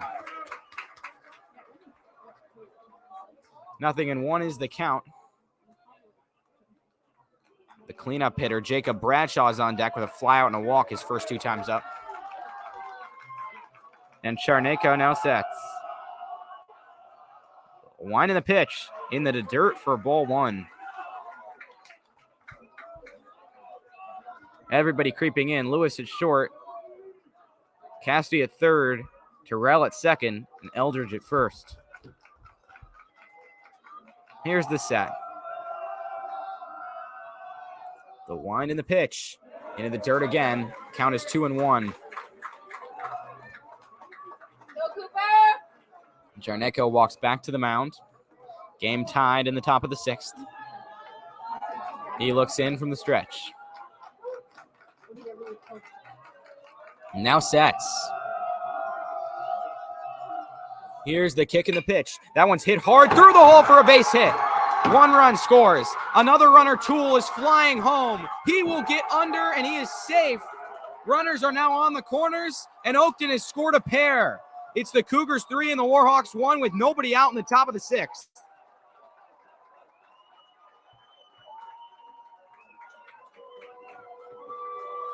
A big hit from Alex Rose drives in 2, and Oakton now takes a 2-run lead, their biggest of the game. Bradshaw will now step up with runners on 1st and 3rd and nobody out. And time is called.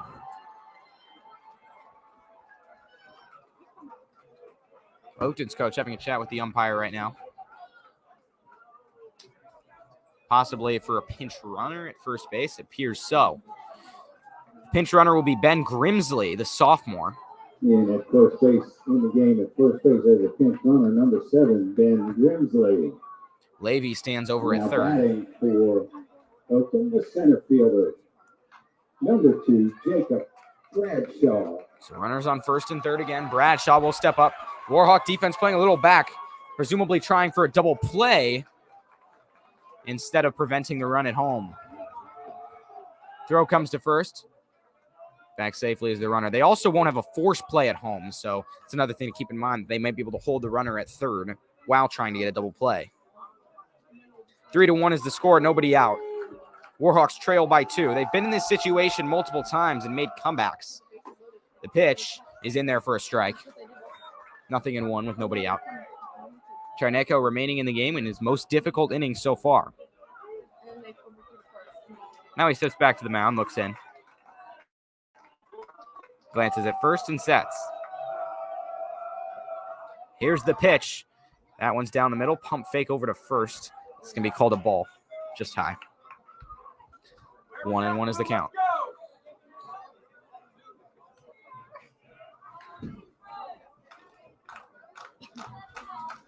Stepping back in is Bradshaw. Levy on 3rd. Grimsley on 1st. Jarneko sets. Throws to 3rd. Back standing is the runner. 1-1 with nobody out. Orozco shading just to the left of the second base bag and center outfield playing moderately deep. Bradshaw stands back in. More claps from the Oakton dugout. Jarneko looks in, winds and delivers. Bunt is put down. Jarneko fields it. Tosses it to home. Runner slides. He's called safe. I think Moore got him, but the umpire says otherwise, and that time he was not blocking the plate. So another run scores, and that one seemed to be, unless the runner somehow got under the tag, a missed call. So another run comes to the plate. The Cougars are up 4-1 in the top of the 6th. Now batting for Oakton, the second baseman, number 10, Tyler Melvin. So Melvin comes home after Bradshaw will reach on an infield single. Melvin with a single and a flyout his first 2 times up. Runners are on 1st and 2nd with nobody out. Warhawks trail by 3. 4-1 is the score. Jarneko looks back. Now winds and delivers. Another bunt. Jarneko fields this one. He's going to look to 1st, get the easy out there, but that was effective for the Cougars as it advances 2 runners. They're now both in scoring position. One is down in the inning, but there are runners now on 2nd and 3rd for Cooper Bradshaw. Now batting for Oakton, the right fielder, number 9, Cooper Bradshaw.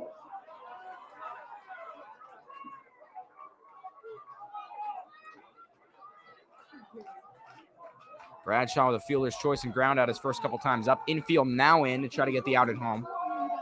Here's the set. Throw over to 3rd, runners back.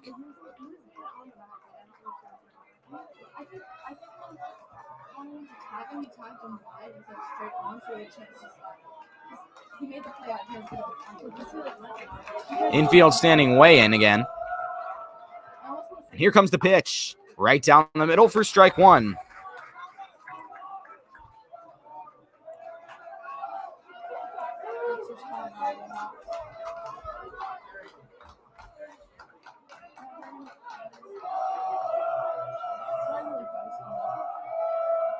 Here's the next pitch. The 0-1 is swung on and missed. 0-2. And a strikeout would be key here, as then ground ball wouldn't be so costly. Big pitch coming against Cooper Bradshaw. 3 runs in this inning for Oakton. They lead 4-1. That one's chopped foul down the third base line. Still 0-2 with 1 out.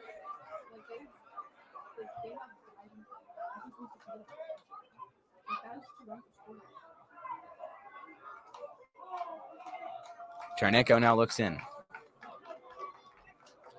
Comes to the stretch. Runners on second and third. Here's the 0-2. Just high. 1-2 is the count.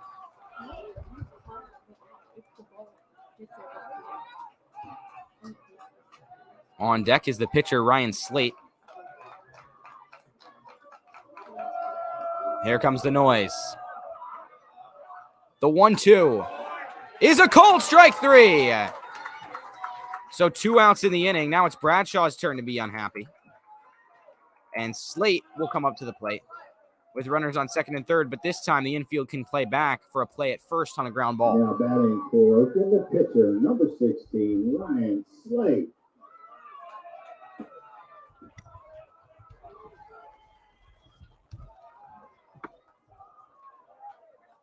So Slate comes up. Here's the pitch. Called strike on the outside edge. 0-1 here as Charneco looks to get out of the inning.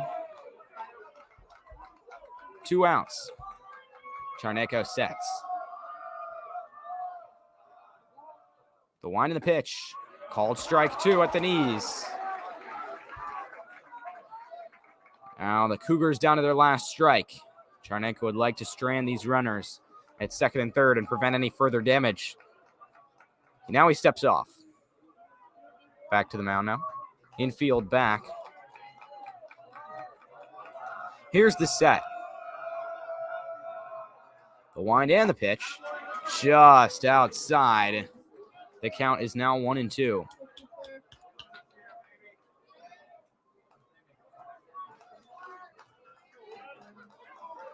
Charneco sets again. The 1-2 is hit hard up the middle for a base hit. 1 run's going to score. Another one flying home. Bradshaw dives in. That's 2. It is a 5-run 6th for the Oakton Cougars. Slate with a 2-run single. And it's the Cougars 6 and the Warhawks 1. Oakton has started to blow this game open. Now Coach Pudge is coming out, and Charneco's day could be done. 2 outs in the inning, and a runner standing on first. And Charneco was handing over the ball. Coach Pudge didn't take it right away. Maybe he doesn't have the plan to take him out. Now he'll take it, and Charneco will head off. He goes through 5 2/3, has allowed 6 runs. And now Cale Yates, who we saw make a couple outs in last game, will come up to warm up to pitch. We got a pitching change for the first time this game. Actually, it's going to be Jason Cassidy coming out to pitch and Yates coming out into the field. So Cassidy also had 2 outs last game. He will warm up. We have a pitching change. 2 outs in the inning, a runner on first. Oakton leads by 5. We'll be back in a moment after this break.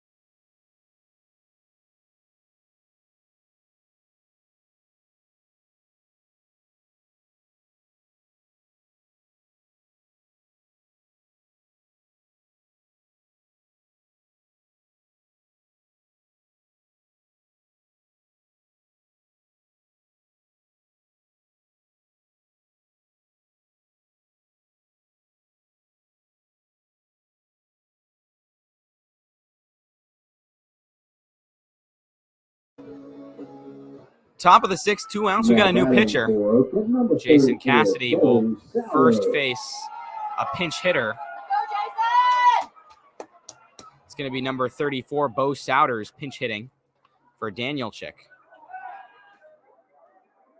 Cassidy throws over to first. The runner's back safely. Again, he had a couple outs, no runs allowed in his appearance last game against Wakefield. Another throw over. Runner's back safely again. This is the 9th batter of the inning for the Cougars in what has been a 5-run sixth to make it a 6-1 score. Runner on first, 2 outs. The pitch is a called strike 1. So Oakton has capitalized in a big way.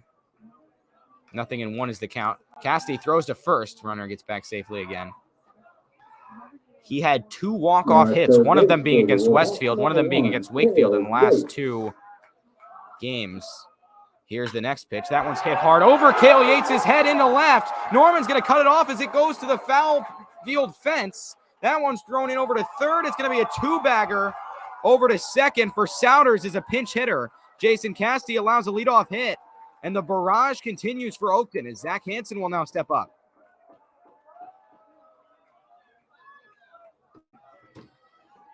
So Hansen started this all off with a single.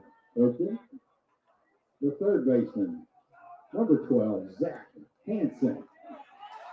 So Souders with a big drive there. That one was tough to cut off, went all the way into the fence in foul territory. So a big extra base hit there. And now a chance to drive in a couple more runners for Oakton. Cassidy delivers. That one's hit hard, cut off by Yates. He's going to look where to throw, and it was just foul.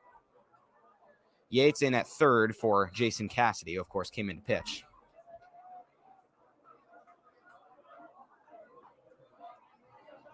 The count now 0-1 as Hansen steps back into the box.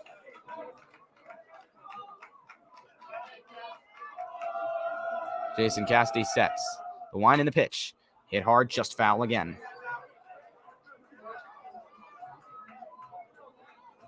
Count is 0-2.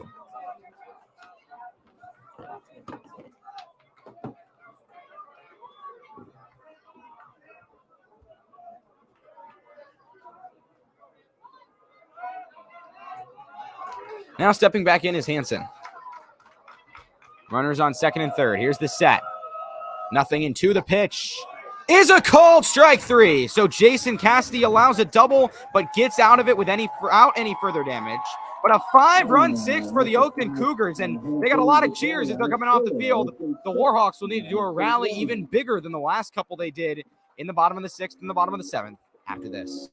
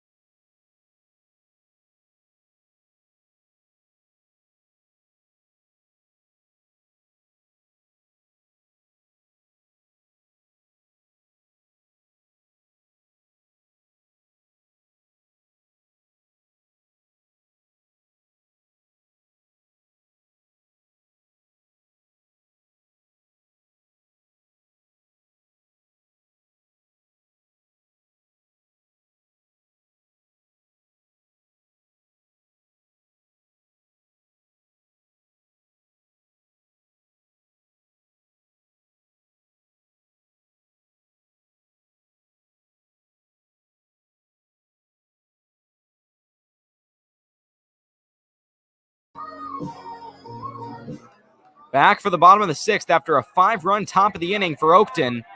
Ryan Slate is still in the game to face Mac Lewis. Lewis doubled and flied out his first couple times up, and Bryce Eldridge will be on deck. In the bottom of the 6th inning, the shortstop, number 7, Mac Lewis.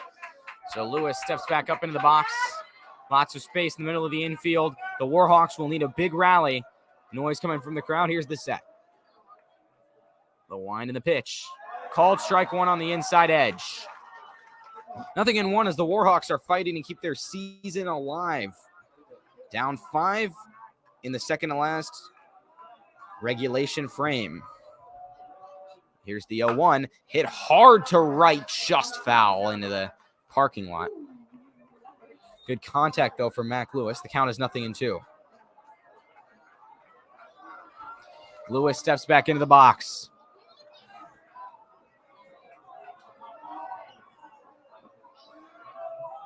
Slate looks in and sets. The wind in the pitch. On the outside corner. Not a strike three. It's ball one. 1-2 is the count. It was a really close pitch. Good eye for Mac Lewis. 1-2 is the count.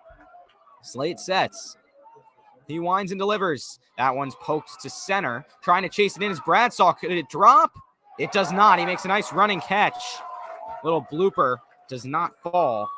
So one away now in the inning. Lewis flies out. Now Bryce Eldridge will come to the plate. We'll see if he gets walked. For the Warhawks, the first baseman, number 25, Bryce Eldridge. And Eldridge tosses away his bat. Gets more boos coming from the crowd as he comes over to first. He's none too happy, looking very frustrated for being intentionally walked. He's now been walked in 8 of his last 9 plate appearances. So the Warhawks do have a runner. Eldridge is 0 for 0 with 3 walks. And the new pitcher, Jason Cassidy, will come to the plate. But Coach Pudge is walking out first to talk to the Oakton manager.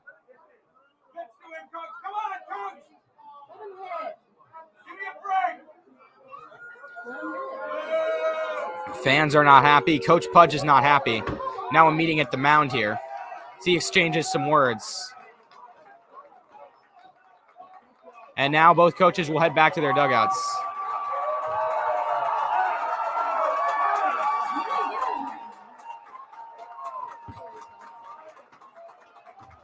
So Cassidy takes a hack outside the batter's box. He's flied out his first couple times up.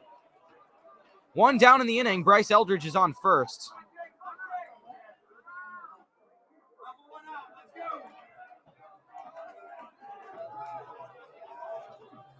Slate now looks in.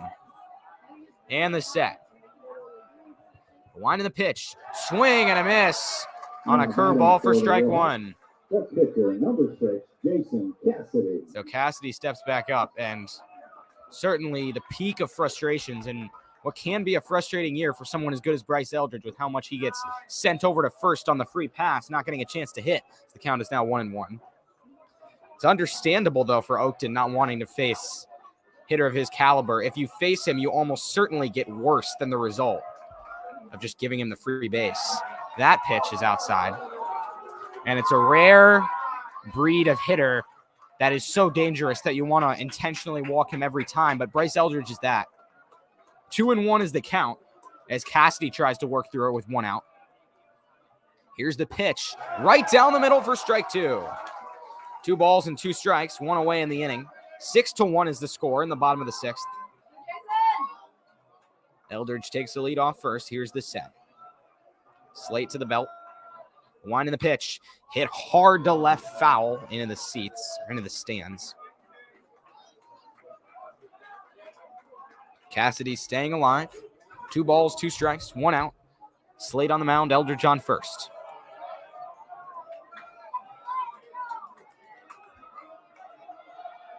Now Slate looks in. Here's the pitch. That one's blooped to right center. Will it fall? It does. Eldridge heads over to second. That's a big hit for Jason Cassidy. Reaching first base. Now Eli Navarro will come up with 1 out and a runner on first and second, with a solid chance here for the Warhawks. So Cassidy capitalizing on his early plate appearance. The right fielder, number 22, Eli Navarro. Navarro going to look to step back in. Runners on first and second, 1 away. Here's the nod and the set from Slate. Wind and the pitch. Called strike. Count is 0-1. Navarro steps back into the box. So far, he's struck out and grounded out. Here's the set from Slate. The wind and the pitch. That one's fouled off into the dugout on a heater that Navarro was late on. 0-2. Navarro steps back in. 1 out. Runners on first and second. Here's the set. Slate looks back at second and delivers. That one's high and away. 1-2 is the count.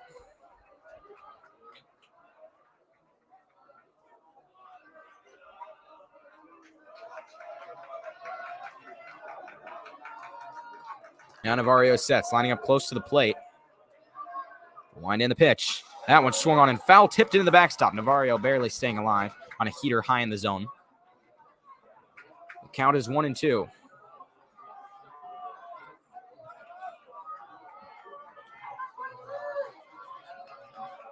Slate looks in and sets.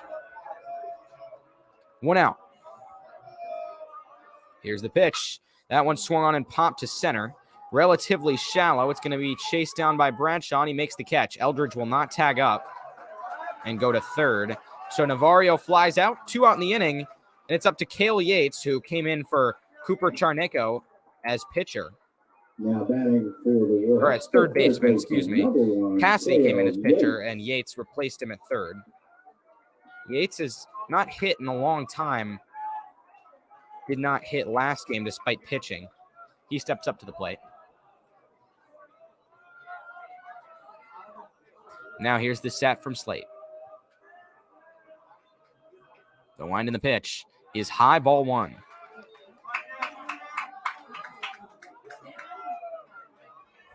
One out count here with 2 outs. The Warhawks with a couple runners they will not want to strand. Bottom of the 6th, they trail 6-1 to the Cougars. Eldridge on second, Cassidy on first. That one's taken high for ball 2. Yates' frame makes it a smaller strike zone. So far, Slate's been missing high.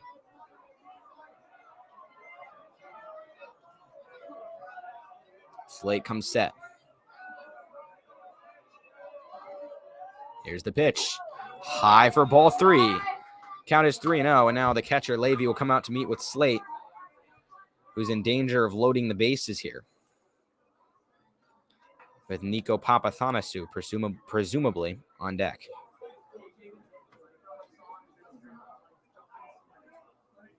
Slate is through 5 2/3. Count is 3-0.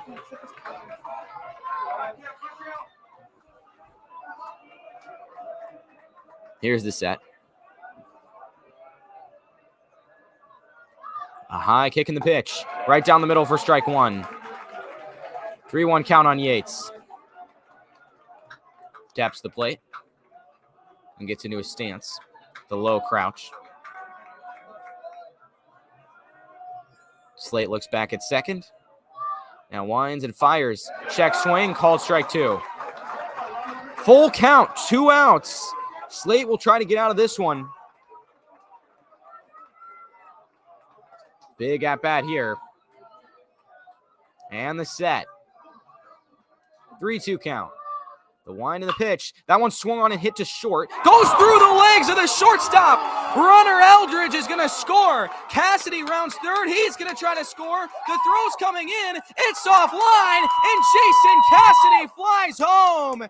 Cale Yates reaches base on an error as it went right through Noah Toole's legs. That one, Bill Buckner style, allowing 2 runs. It could have been the end of the inning. Instead, it's an error. Cale Yates reaches first.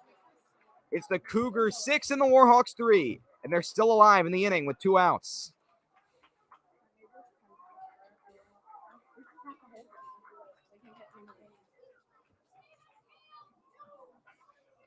So now it looks like a pinch hitter. It'll be Carter Tuft pinch hitting for Nico Papathanassiou. And Ryan Slate will be done. He also pitches 5 2/3, allowing 3 runs so far. We'll have a new pitcher while we take a break for the warm-ups. It's the bottom of the 6th inning. Cougars lead 6-3 with the Warhawks adding a couple of runs.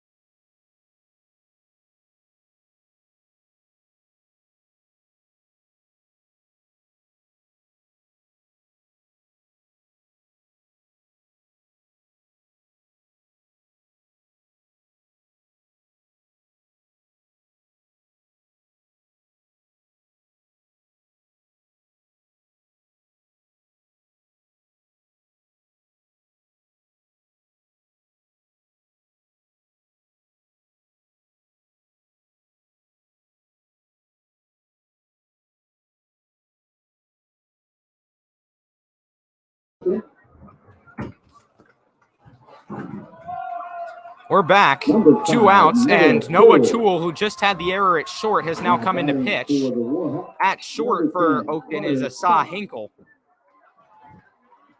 And now Carter Tuff, the pinch hitter, comes in to hit for his first time today. He was 0 for 4 with a walk as a starter last game against Wakefield. That pitch is way outside for ball 1.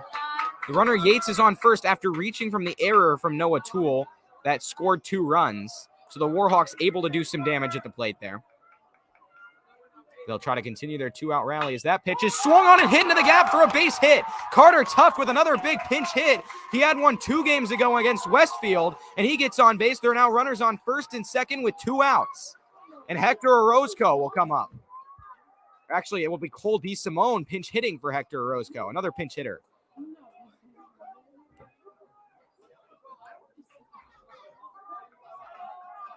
So while they sort that out with the umpires, Cole DeSimone pinch ran earlier in this game. He will now come in to pinch hit. Orozco struck out his first 2 times up. Number 4, Cole DeSimone. Now he'll step in, try to get another big pinch hit for the Warhawks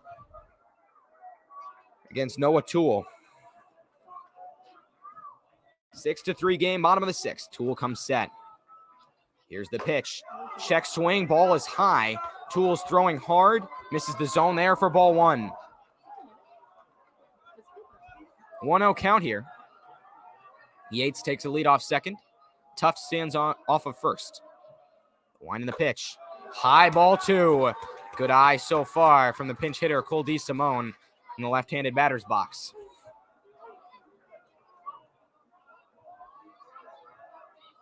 Toole nods and sets in the stretch. Glances back. Fires the 2-0 right down the middle for strike 1.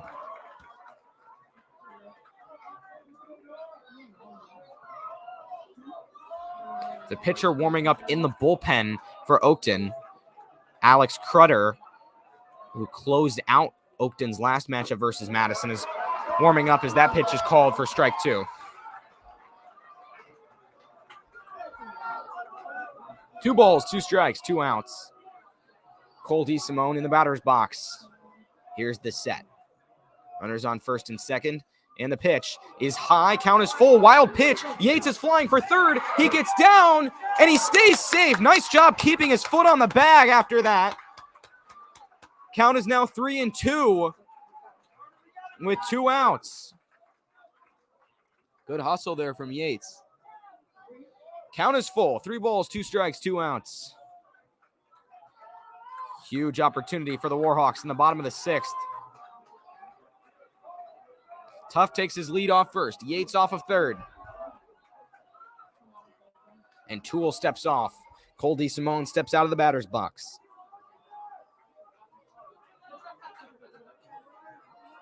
Now back into the box. Sunset is hitting. Madison High School. It's been a long 6th inning.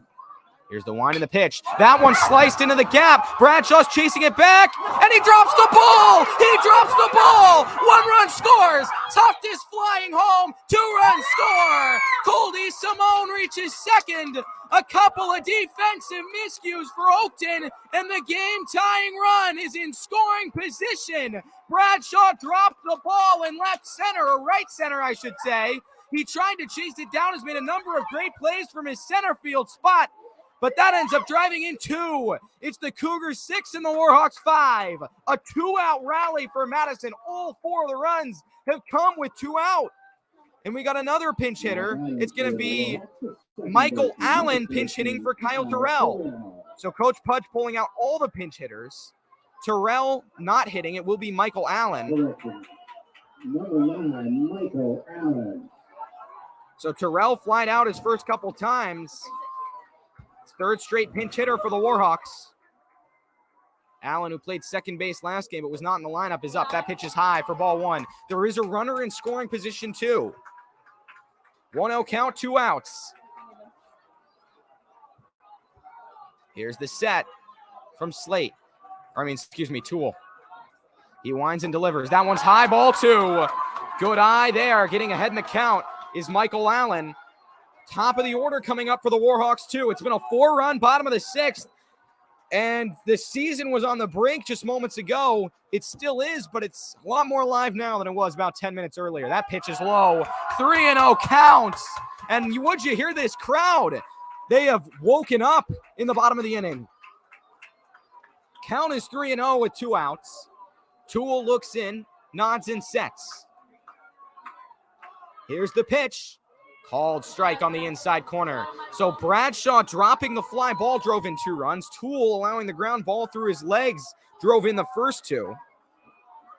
And it's just been a couple of defensive miscues. Oakton should have been out of the inning with their lead intact as that one's chopped to the backstop. Count is full. 3 balls, 2 strikes, 2 outs, and a key count on Michael Allen. But this could be a 1-6 game. It was self-inflicted wounds that put Madison back in this one. But another rally in the 6th inning for the Warhawks. They have now done this 3 games in a row, come back and cut into a deficit in the 6th. Here's the set. 3 balls, 2 strikes, 2 outs.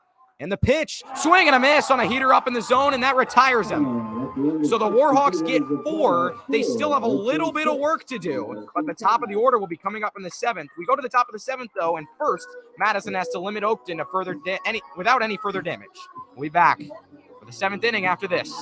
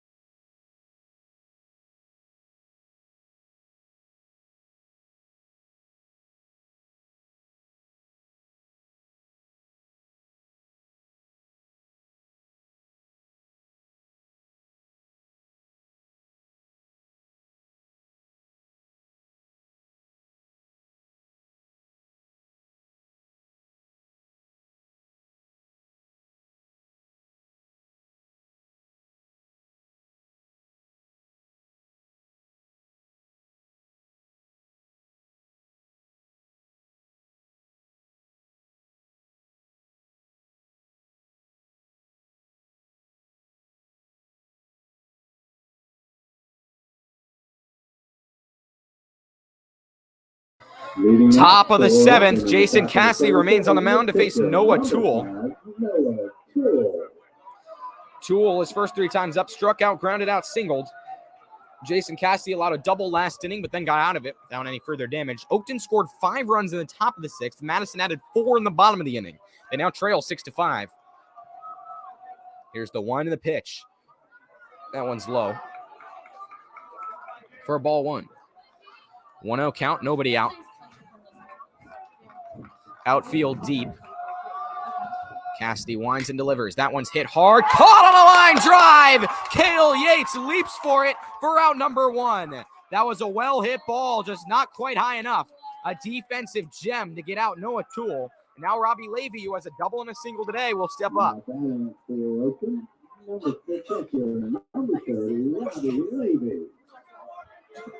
So here comes Levy. Again, 2 for 3 today. He steps in the left-handed batter's box. The wind and the pitch. That one's low and away for ball 1. Jason Cassidy got a couple outs in the last game against Wakefield. It didn't allow a run. Alex Rose is on deck for the Cougars. Here's the set. 1-0 count, 1 out, nobody on. And the pitch, swing and a miss on a ball in the dirt. Moore blocks it out into the grass. Comes out to toss it to Cassidy, 1-1.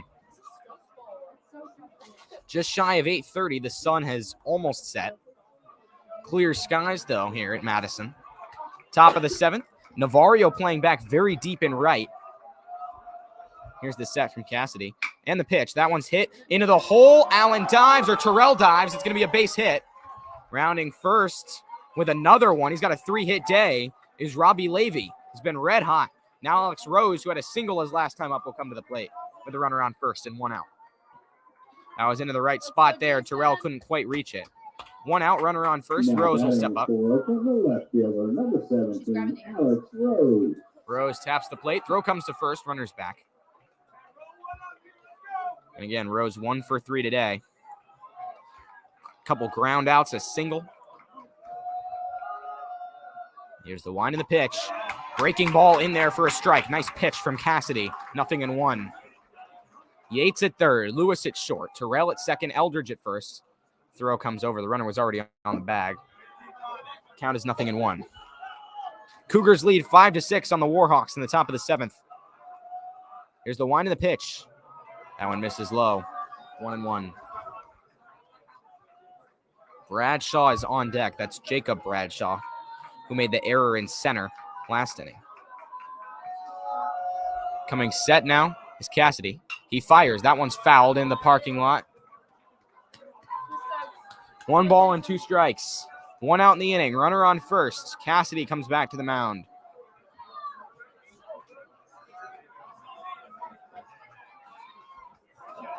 Cassidy looks in. Double play opportunity could be in the works as well.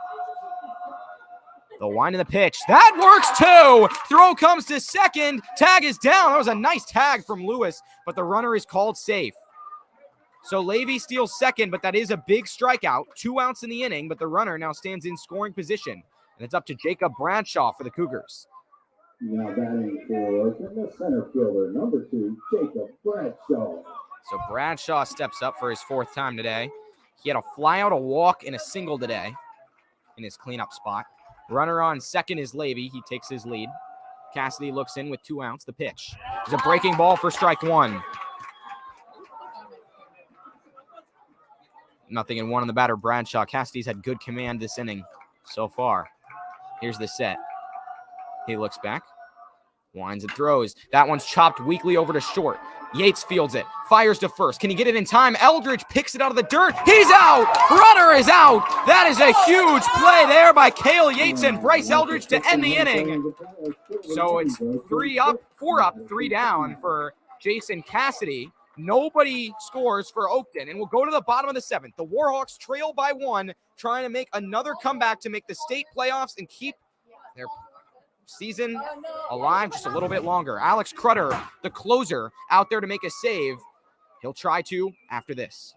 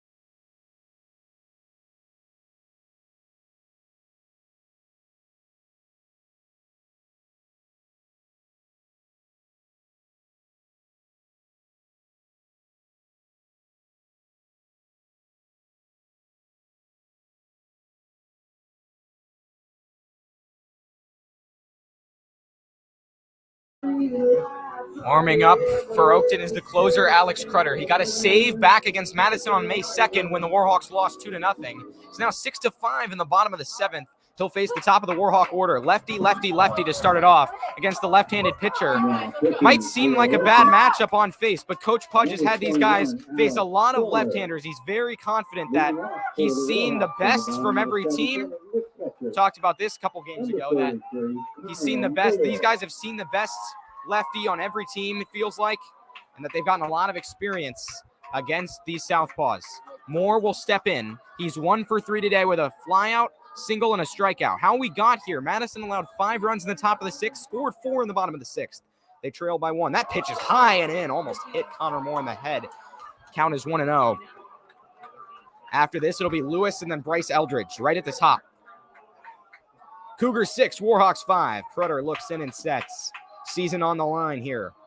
The one in the pitch. That one's hit weakly, foul down the first base line. 1-1. Noise coming from the crowd. Chance of Connor as Moore steps back in front of the packed crowd. Seats Bleachers, standing room only. Lewis stands on deck. Here's the 1-1. Just outside. 2 balls and a strike. Moore takes a check swing, steps back into the box. Crutter comes set. The wind of the pitch. Blowing away. 3 balls and a strike. Hitters count here. Crutter walks back to the mound. Moore steps back in. Here's the set. Lefty-lefty matchup. The pitch just is on the outside corner for strike 2. It almost was a ball 4. Now the count is full.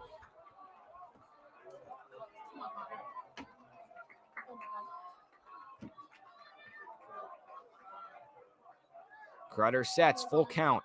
The pitch, swung on and fouled back. He's staying alive here. 7th pitch of the at-bat coming up.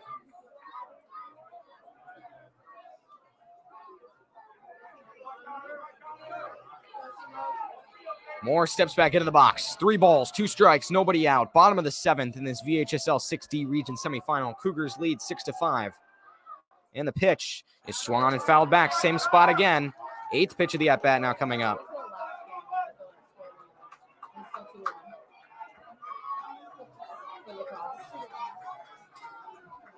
Moore steps into the box. Crutter nods and sets. Here's the pitch. Fouled off again. Moore with another long at-bat. His 3rd long at-bat of the day. 9th pitch of the at-bat now coming up.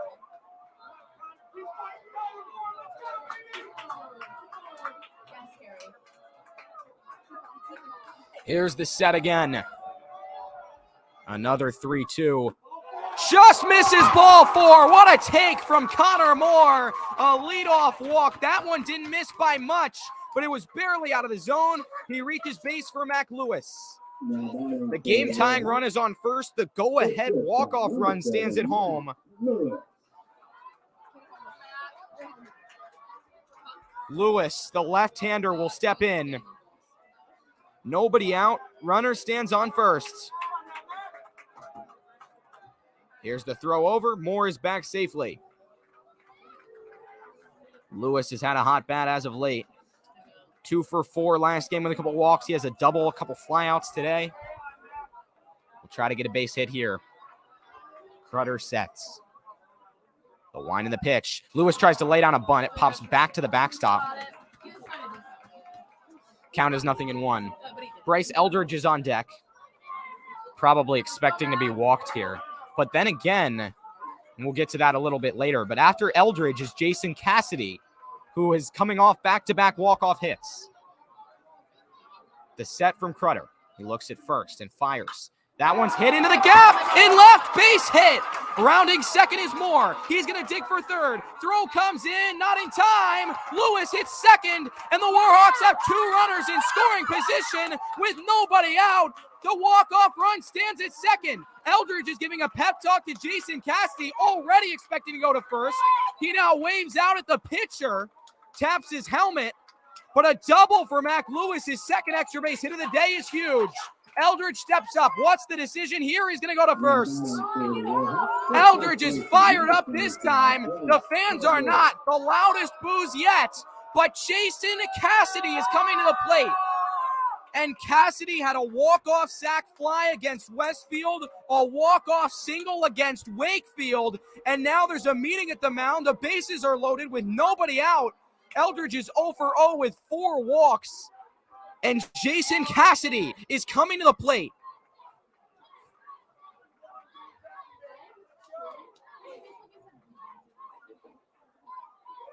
Runners having a meeting here. Moore's going to be on third. Lewis on second. Eldridge on first.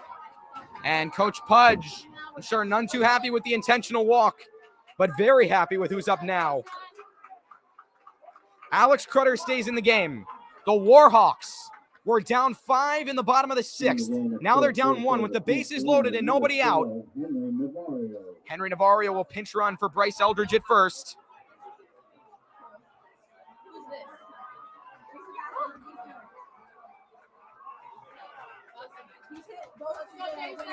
Navarro on first, Lewis on second, Moore on third, Cassidy at the plate. Cassidy has pitched an inning and a third, done some good work. He steps in the box.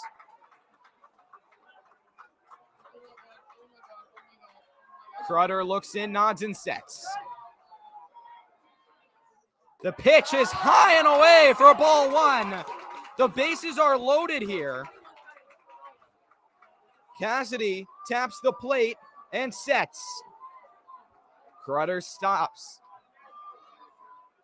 The 1-0, high and away, ball two. 2-0 count. Cassidy with a good eye so far. He has been Mr. Clutch as of late. So far, not seeing anything he's liked. 2 balls, no strikes, bases loaded.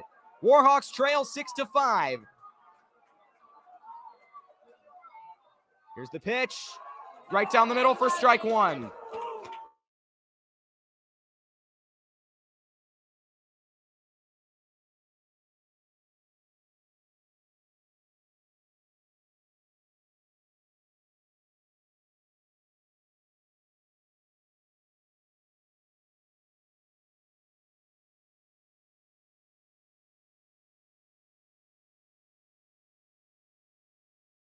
The game is tied. Cassidy reaches first on an error. Unbelievable. He has done it again. This time not for the walk-off, but driving in the run. The game is tied at 6. Now batting for the Warhawks. The right fielder, number 22, Eli Navarro. Now it's Eli Navarro up. The game is tied at 6. Bases are loaded. Nobody out. The walk-off run stands at third. The pitch is outside, ball one. Navarro was in this very spot last game against Wakefield in the bottom of the 7th. He had a 3-0 count, a pitch that looked like ball 4 that was called strike 1. That one's blasted into the parking lot. 1-1. But that would have been a walk-off walk if it was ball 4. Instead, the game ended up going to 10 innings. Navarro's now in with a 1-1 count. Same spot. 1-2 count, excuse me. The set. And the pitch. It hits him! It hits him, and that's the game! A walk-off hit by a pitch! A miracle! The Warhawks come back again! Madison 7, Oakton 6. 4 bases came together on the flat. Tonight's champion high school baseball game. More walk-offs than you could even dream of. That's 3 in a row. The Warhawks have a flair for the excitement, and they have made the state playoffs. They'll be headed to the regional final on May 31st to face the winner of Centerville and Westfield in a rematch. Oakton's season is done. They blew a 5-run lead in the 6th and 7th. And Eli Navarro is hit by a pitch, and that ends it. What a game. The Warhawks win it 7-6 again, and they improved to 21-4 on the season. That will wrap up tonight's action from James Madison High School. Thank you all so much for tuning in. The walk-off hit by a pitch ends it. Madison's season stays alive for at least 2 more games. They have the region final and the state quarterfinal coming up no matter what. Live from James Madison High School after an excellent finish once again, this has been Calvin Kaplan signing off.